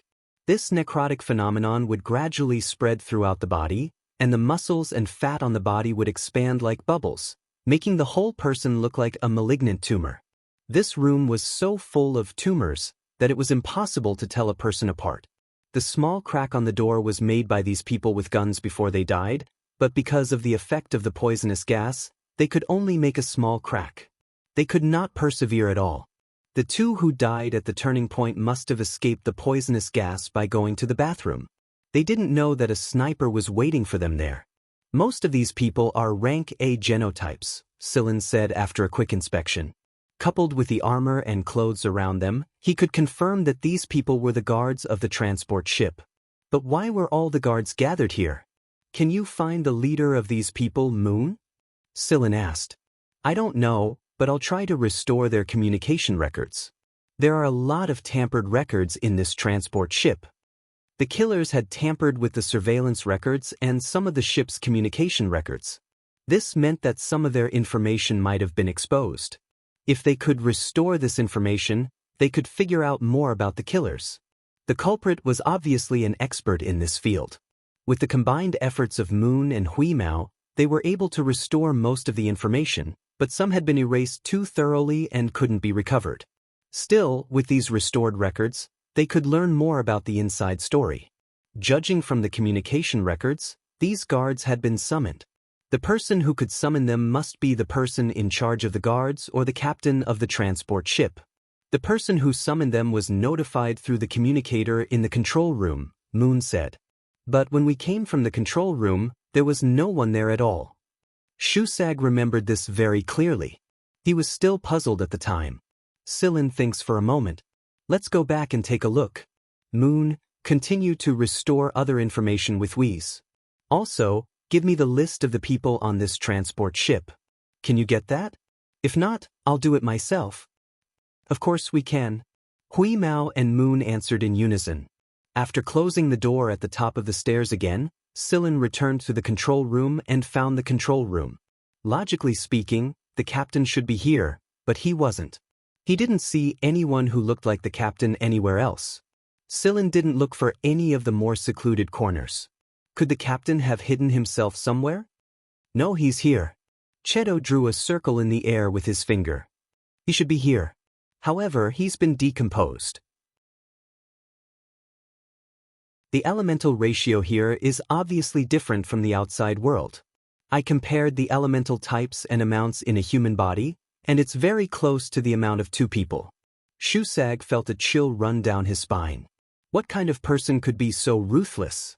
Not only was he slaughtered, he didn't even leave their corpses intact. 2 people? If one of them is the captain, then who is the other? Why would they go to such great lengths to make these 2 disappear? Sillin was puzzled. It just so happened that Moon and Hui Mao had recovered some of the deleted and altered member records. Here, this is the captain you've been talking about. A picture and some words appeared on Moon's projection. Sillin didn't recognize the person in the projection, and Cheto didn't have any information about him. Show me the others' profiles, Sillin said. Moon switched the projection, and the images swayed one after another. Wait! Sillin suddenly said, move 2 to the front. Yes, this is the one. The person in the projection was the captain of the transport ship's escort team. He looked pretty ordinary, and he didn't stand out in a crowd. But Sillin remembered him. It had been a few years, but Sillin still remembered him. The first time Sillin met Aflon Duance and accepted his first mission as a hunter of Vanguard Division 6, he had fought 2 of Aflon's bodyguards. The person in the projection was the one Sillin had sent flying. In other words, this transport ship was actually the Duance family's cargo. However, the cargo was hidden very well, and it was obvious from the crew's attire that they didn't intend to expose themselves at all. If someone else had come here, they definitely wouldn't have known that this was the Aflon family's cargo. Robbing the Aflon family's cargo? Which side did they belong to? If one of the people who were dismembered was the captain, then the other person had to be this bodyguard. Do you know them? Shusag asked. It could be the Duance family. It's just a guess. A great family? Is there some kind of conspiracy going on here? There's no way he wouldn't have made preparations without my understanding of the Duance family's captain. However, a one-sided massacre like this, even though he was prepared, can only mean that there's a spy in their ranks again. Let's gather some more information and leave. Then why are we gathering this information so carefully? Shusag pointed at the floating people and beads of blood, and then at the projection Moon had projected. Since we're already here, we can't let this trip go to waste. We can't let ourselves be stained with blood, and we need to fish for more chips. If we have the chance, we can sell this chip. That's not easy. Shusag sighed. Can't help it. Those old farts are more cunning than the last. We have to be prepared if we want to fish for money from them. Otherwise, we might get bitten in the back if we try to be a good guy. But let's investigate here. How much can we get in return? I can't say for sure. That depends on how much information we gather. Got it. Shusag made a got it gesture with his hand and went to examine the wounds and other details of the victims. Different gene levels corresponded to different wounds and possible opponents, as well as an estimate of the killer's combat strength. Shusag was very familiar with all of this. Although he had been out of the military for a long time, he still retained some of his professional habits. It would be much easier for him to organize the report when he returned to the starship. Sillin went to the engine compartment to take a look. There were obvious signs of human intervention there. Someone had entered the engine compartment and cut off the main power supply, causing the transport to stop sailing. They had also interfered with the main power system and changed the gravity inside the transport ship. Before they left the transport ship, Sillin asked Moon to set up a surveillance program to see who would come back to the ship after them. After returning to the starship, Sillin held a small meeting and told Yudi and the others not to tell anyone about the transport ship. Otherwise, they would get into trouble. Alright, that's it. Don't think about anything else. Sillin pointed at a planet on the star map. Our destination is this hunting planet. Let's go eat some meat. Alright, Xiaoshang. Let's see who can hunt the most prey this time. Carrie looked at Xiaoshang. Let's compete. I'm not afraid of you. I want to join too. Tang Qiuqiu raised her hands. Sillin ignored their small activities and went back to the lounge to lie down and take a nap. 5 minutes later, Sillin opened his eyes helplessly and looked at Huimao, who was pacing back and forth. What's the matter? Say it. Nothing. The gray cat stopped in its tracks and turned its head to the side, but it was obvious that it lacked confidence. Sillin pinched Huimao's furry ears and gently pulled them up. Really? No. All right. Sillin let go of Huimao's ears and stared at Huimao, watching as the stupid cat's tail became stiffer and stiffer. Finally, Huimao could not take it anymore and spat out a red gem. The ruby was the size of Sillin's pinky nail. It was as red as blood. Under the light, it reflected a strange light that could make people intoxicated. There was a fracture on the ruby, as if it had fallen off due to an external force. Right now, Weeza's ability to measure value was growing stronger and stronger. At the time, it had spotted the ruby from a pile of floating flesh and blood and swallowed it whole while Sillin wasn't paying attention. It thought that this ruby was worth at least 100 bags of fish biscuits. But Sillin said that it would try to keep the inside as it was, so Huimao felt guilty and was restless. Looking at the ruby in his hand, Sillin put it into a small box. Keep it. If it's not useful, I'll sell it and buy you cat food. Hearing Sillin's answer, Huimao was very satisfied. Huimao quickly curled up in a circle next to Sillin and began to sleep. It still had to hunt when it woke up, and it needed to conserve its energy. Sillin closed his eyes, but he did not really fall asleep. He was thinking about a problem. According to the shape of the ruby, the one Huimao got should be on a woman's ring, and it should be very valuable. But on that transport ship, Sillin did not find anyone that matched the member information that Moon had sorted out. There were less than 1/10 of the women on the transport ship, and they were all ordinary staff. Who was a woman who could wear a ruby of this level?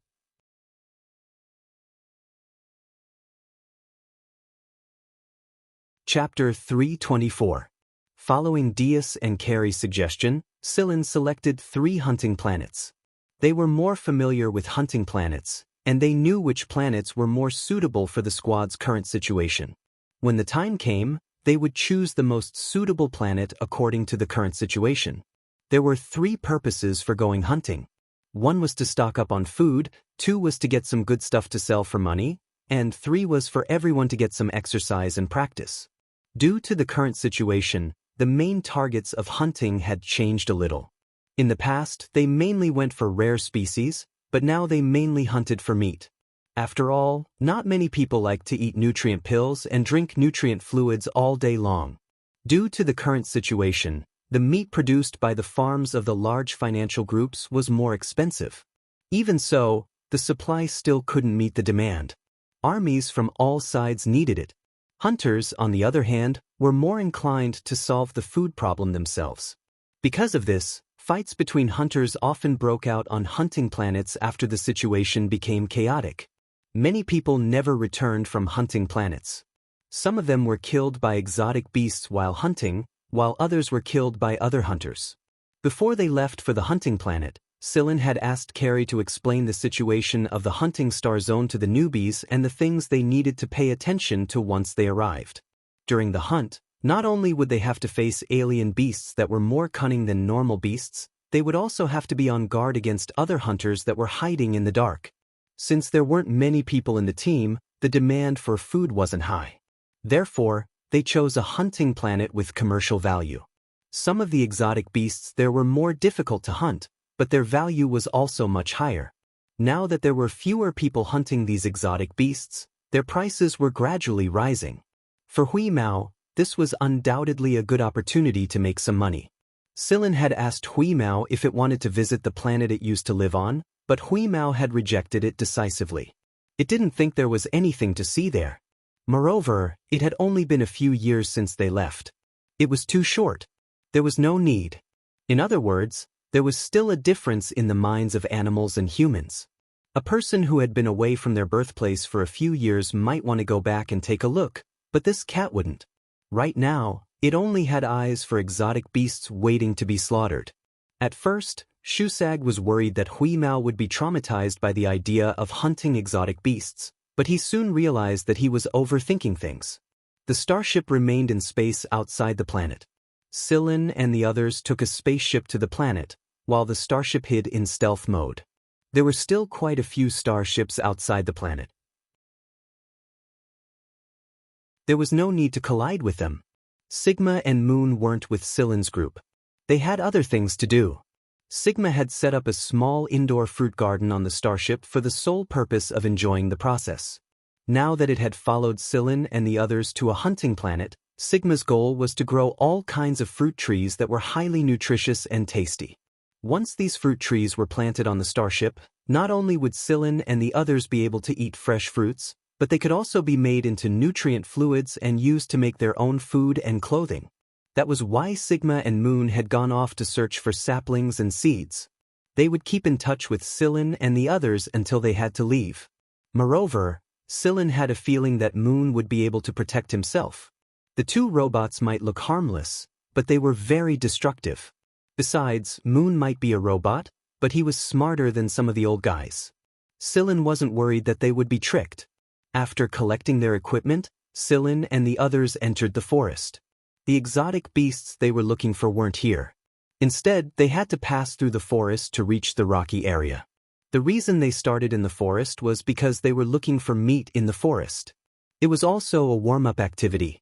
Sillin's group was spread out in a specific formation. They would form groups of 2 or 3, and there was a certain distance between each group.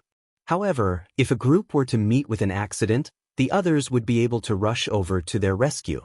Moreover, this formation could also warn each other and form a relatively safe area. Sillin and Yudi were in a group. The Miantuan, the little chameleon, lay obediently on Yudi's shoulder. It was the weakest fighter in the team, so the Miantuan, who was always afraid of death, was especially obedient at times like this. In contrast, Hui Mao was bouncing left and right like an ADHD patient. Sillin told it not to run around and disturb the prey, so Hui Mao could only jump around Silin's area, roll around, and chew on some grass. If it sensed prey, it wouldn't need Silin or Yudi to do anything. The others had already started hunting. What Silin could hear wasn't the sound of gunshots, but the soft sound of bullets hitting the bones of the prey. The bullets and firearms used for hunting were different from the ones they usually used. The firearms were well silenced. There were transport robots transporting the prey onto the spaceplane, so all they had to do was hunt. What do you think about that incident? Yudi asked Silin in a low voice. Knowing that Yudi was talking about the transport ship they encountered not long ago, Silin answered, I'm not sure yet. The transport ship should belong to the Duans family, but we have no clue who the killers are. After all, it's possible that anyone could have done it given the current situation. Those lunatics at Sector V. Do you think it's possible? Yudi asked again. Among Silin's suspects, the people at Sector V were also at the top of his list. They were a bunch of lunatics. It was fine if you didn't mess with them, but once you did, it was very difficult to shake them off. Moreover, those people were bloodthirsty. They enjoyed the pleasure of killing. Judging from the terrible state of the transport ship, it was possible that they were the culprits. Ever since Silin killed the lone hunter Osculos, the people who were once suppressed by Osculos were now venting their bloodlust all over the League of Stars. According to Silin's information, similar incidents had happened many times in the League of Stars already. However, Silin rejected this speculation later on. They're organized and planned. Also, they made the transport ship's captain and the escort captain disappear to cover up their tracks. If it's those people at Sector V, why would they do that? That's true. Also, the miasma gas doesn't look like something the people at Sector V would use. If it's them, I think it's more likely to be a bomb. It looks like you don't think it's them either. Silin looked at Yudi. Yudi sighed. Right now, the entire League of Stars is like a shroud of mist. Some people look like they're getting along well on the surface, but who knows how many times they've fought each other behind the scenes. The military, the government, and the big families all have their own trump cards. The chaos might look sudden, but in reality, all parties were prepared for it since a long time ago. The signs were there even before you went missing, and even the tiniest spark could cause a great riot. It was only when Osculos, one of the star-rank hunters, was rumored to be dead that the chaos erupted. Silin suddenly remembered something. Where did the news of Osculos' death come from? I heard that it's from Sector V, or they wouldn't have attacked us so openly and declared that they've established a freedom alliance. Silin remembered that the only people who knew that he killed Osculos were Ji Feng, Gaydar, and Azrael. The one who spread the news had to be one of them, or someone else. These people were all hoping to reap enough benefits from the chaos. It could be anyone. What's wrong? Did you think of something? Yudi asked. I'm trying to figure out who spread the news. The person who spread the news must be hoping that the League of Stars will fall into chaos. That's true, and they're using the thugs at Sector V to create chaos. If you were in my shoes, who would you suspect if you had to choose from Ji Feng, Gaydar, or Azrael? Silin looked at Yudi. Yudi paused and looked a little serious. Do you know something, Silin? Silin didn't say anything and waited for Yudi's answer. Yudi thought carefully for a moment. He hadn't stopped collecting information since he left the 6th Division, and he had stolen a lot of information from a lot of forces during the chaos. He just hadn't told anyone about it. The news of Osculos' death was leaked by the leader of a violent organization at Sector V, but I don't know who told him. It was a fuse that caused the chaos that had been brewing in the League of Stars for a long time to erupt all at once. As for the people you mentioned, to be honest, any one of them is a possibility. If they really know the truth, they'll spread the news. Yudi didn't hold back just because Ji Feng was the regiment commander. He told Silin his thoughts and the information he had gathered in the past, hoping that it would serve as a reference. After Yudi was done, Silin smiled. You've said a lot. It sounds like it wasn't easy to get all this information, is it? Then let me tell you something else. Osculos is dead. I killed him. Yudi nearly fell to the ground when his legs gave out. The Miantuan on his shoulder rolled on the ground before climbing back up to Yudi's shoulder in a hurry. Are you serious? It was because of Osculos that I left the base. That being said, I would have died a long time ago if Cheto and Whis hadn't helped me. Yudi stuck his fingers through his hair and scratched his scalp hard. Then he looked at Sillin and chuckled. It looks like I'm following an amazing captain. A thought occurred to Yudi, and he added, don't worry, I won't leak this information to anyone. Speaking of which, did the people you mentioned know about it? The duo analyzed the current situation for a moment. Then, Shusag sent them a message through the communicator saying that they had run into 2 heavily injured hunters. What's wrong? Carrie and Xiaoshang ran over to ask Sillin. It's nothing. Yudi, you head toward the destination with Carrie and the others. I'll go check on Shusag. After informing Huimao, Sillin ran toward Shusag himself. Shusag, Tesoro, and Ba Dao were in the same group. Since they weren't normal humans, they got along pretty well. Lying in front of the trio were 2 heavily injured hunters. Their bones were broken in many places, and their internal organs were damaged to varying degrees. They needed to be treated as soon as possible. Some of their injuries were caused by alien beasts, while others were caused by humans. It was the younger-looking man who helped his comrade over and asked for help from Shusag and the other 2. If it's not convenient for you to help, you can sell me some stimulant potions and nutrient pills. The young man took out a blood-stained debit card and slid his finger across it. The amount inside was displayed on the card, 100000. When Sillin arrived, he saw the young man talking with Shusag and Ba Dao about buying stimulant potions, nutrient pills, and some other healing medicine. At the same time, the young man was hinting to Shusag and the others not to think about killing them and robbing them. Though the 2 of them were heavily injured, a fight to the death might not end well for Shusag and the others. Sillin looked at the young man with an odd expression. What a coincidence. He wasn't sure if he was unlucky or overly lucky. Captain. When Ba Dao saw Sillin, he briefly explained what happened just now and the young man's request. They did have stimulating drugs and nutrient pills, but as a hunter he had seen too many deceptions and deceptions. Ba Dao didn't know if he should just kill these 2 people and be done with them, or make a deal with them. That was why Shusag reported to Sillin and let Sillin make the decision. He didn't expect Sillin to come to him directly. Glancing at the young man on the ground, Sillin sat down on a piece of dirt nearby. Repeat what you just said. The young man repeated his request patiently. He didn't mention anything about their identities or the reason why they were in this state. As a fellow hunter, Ba Dao didn't ask for the details because he knew he wouldn't get any useful information even if he forced it. Yeah, Sillin replied non-committally. How many stimulant potions and nutrient pills do you want? The young man was about to answer when he sensed something and turned his head to look. He saw a fat cat with a sparrow in its mouth running towards him at a speed that did not match its size. It was even running and jumping from tree trunk to the ground, then to the trunk of another tree. It looked like the fat cat was in a good mood. However, because of this cat, the young man's words stopped abruptly. His face contorted into a grimace. Shusag and the other 2, including the young man's companion, didn't understand why the young man looked like he wanted to shit when he saw Huimao running toward him with a sparrow in its mouth. His entire body stiffened. Huimao didn't look at the others when it ran over with the sparrow in its mouth. It jumped onto Sillin's shoulder and was slapped down by Sillin. If you want to play, go play somewhere else. Sillin knew Huimao well enough to know that the cat only caught the sparrow as a toy. If the sparrow was still alive, it would swallow it. If it was dead, it wouldn't eat it. The sparrow in Huimao's mouth was still kicking. Its wings, which were pinned down by the cat's teeth, didn't vibrate much, but it seemed to be alive and well.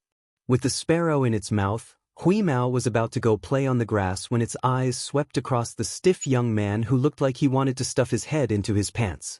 Suddenly, Huimao's eyes lit up. Meow. Aren't you the ghost butterfly kid who owes me 1,000,000 yuan? It emphasized the words, he owes me 1,000,000 yuan. Good-Eye Shichi roared in his heart, what the fuck? Why did I run into it again? Good-Eye Shichi lay on the ground and didn't say a word. He had already roared in his heart countless times. At the same time, he thought that if the cat was here, the kid had to be nearby as well. Seeing that Gui Dai Shichi didn't say anything, Hui Mao thought that he still wanted to deny it, so he told him about how Gui Dai Shichi owed Silin 1 million yuan for a bottle of stimulant potion and a nutrition pill. In less than 2 minutes, everyone knew that Gui Dai Shichi owed Silin 1 million yuan, and that he had been tricked. "I've already paid back the money," Gui Dai Shichi said through gritted teeth. "You did owe me anyway." Hui Mao ignored the sparrow that had already flapped its wings and ran away. He looked at Gui Dai Shichi and the people around him with glowing eyes. "You want to buy potions again?" Gui Dai Shichi didn't say anything, and the people around him were also unusually quiet. Shusag wanted to laugh. However, he felt that it wasn't the right time to laugh, so he held it in until the muscles on his face twitched. Since Gui Dai Shichi didn't say anything, Hui Mao asked Silin. "Silin, are they buying potions and pills again? How much do they want this time? Let me calculate the price." Hearing Hui Mao's words, Gui Dai Shichi suddenly looked up at Hui Mao, then followed Hui Mao's line of sight to the person sitting on the dirt block. "Silin?" "That's me." Silin nodded.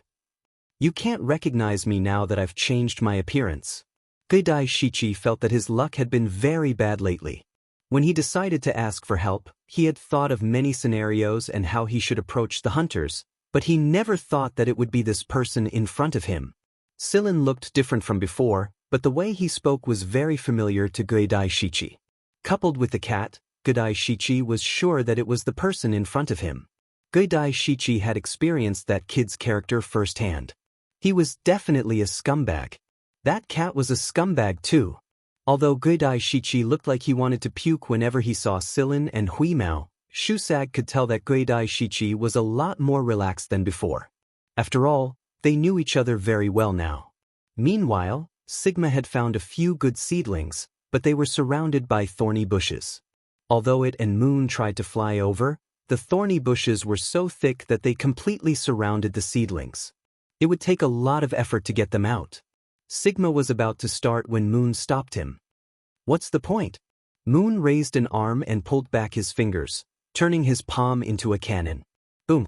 When the dust settled, all the thorny bushes were gone except for the seedlings at the center. Although they were still entangled by some thorny vines, they were a lot easier to deal with than before. "See? It's so much easier this way." Not far away from them, the hunters who thought they had hidden themselves well were also pondering whether they should make a move or not. The two robots before them seemed to be even harder to deal with than those ferocious beasts. Should they make a move or not? Before they could make up their minds, however, Moon pointed his cannon at the bushes they were hiding in. After a brief moment of silence, Moon turned to Sigma and said, "Come on, let's keep looking for seedlings and seeds." Sigma. Yu's actions kept Carrie and the others busy for a while. You're tuning in to the Passion Pages YouTube channel. We're so grateful for your support, and don't forget to subscribe to join us on this incredible journey through captivating stories. Your generosity through donations truly makes a world of difference, as it's the primary source of revenue that allows me to expand and enhance this channel for you. Thank you from the bottom of my heart for being a part of this adventure.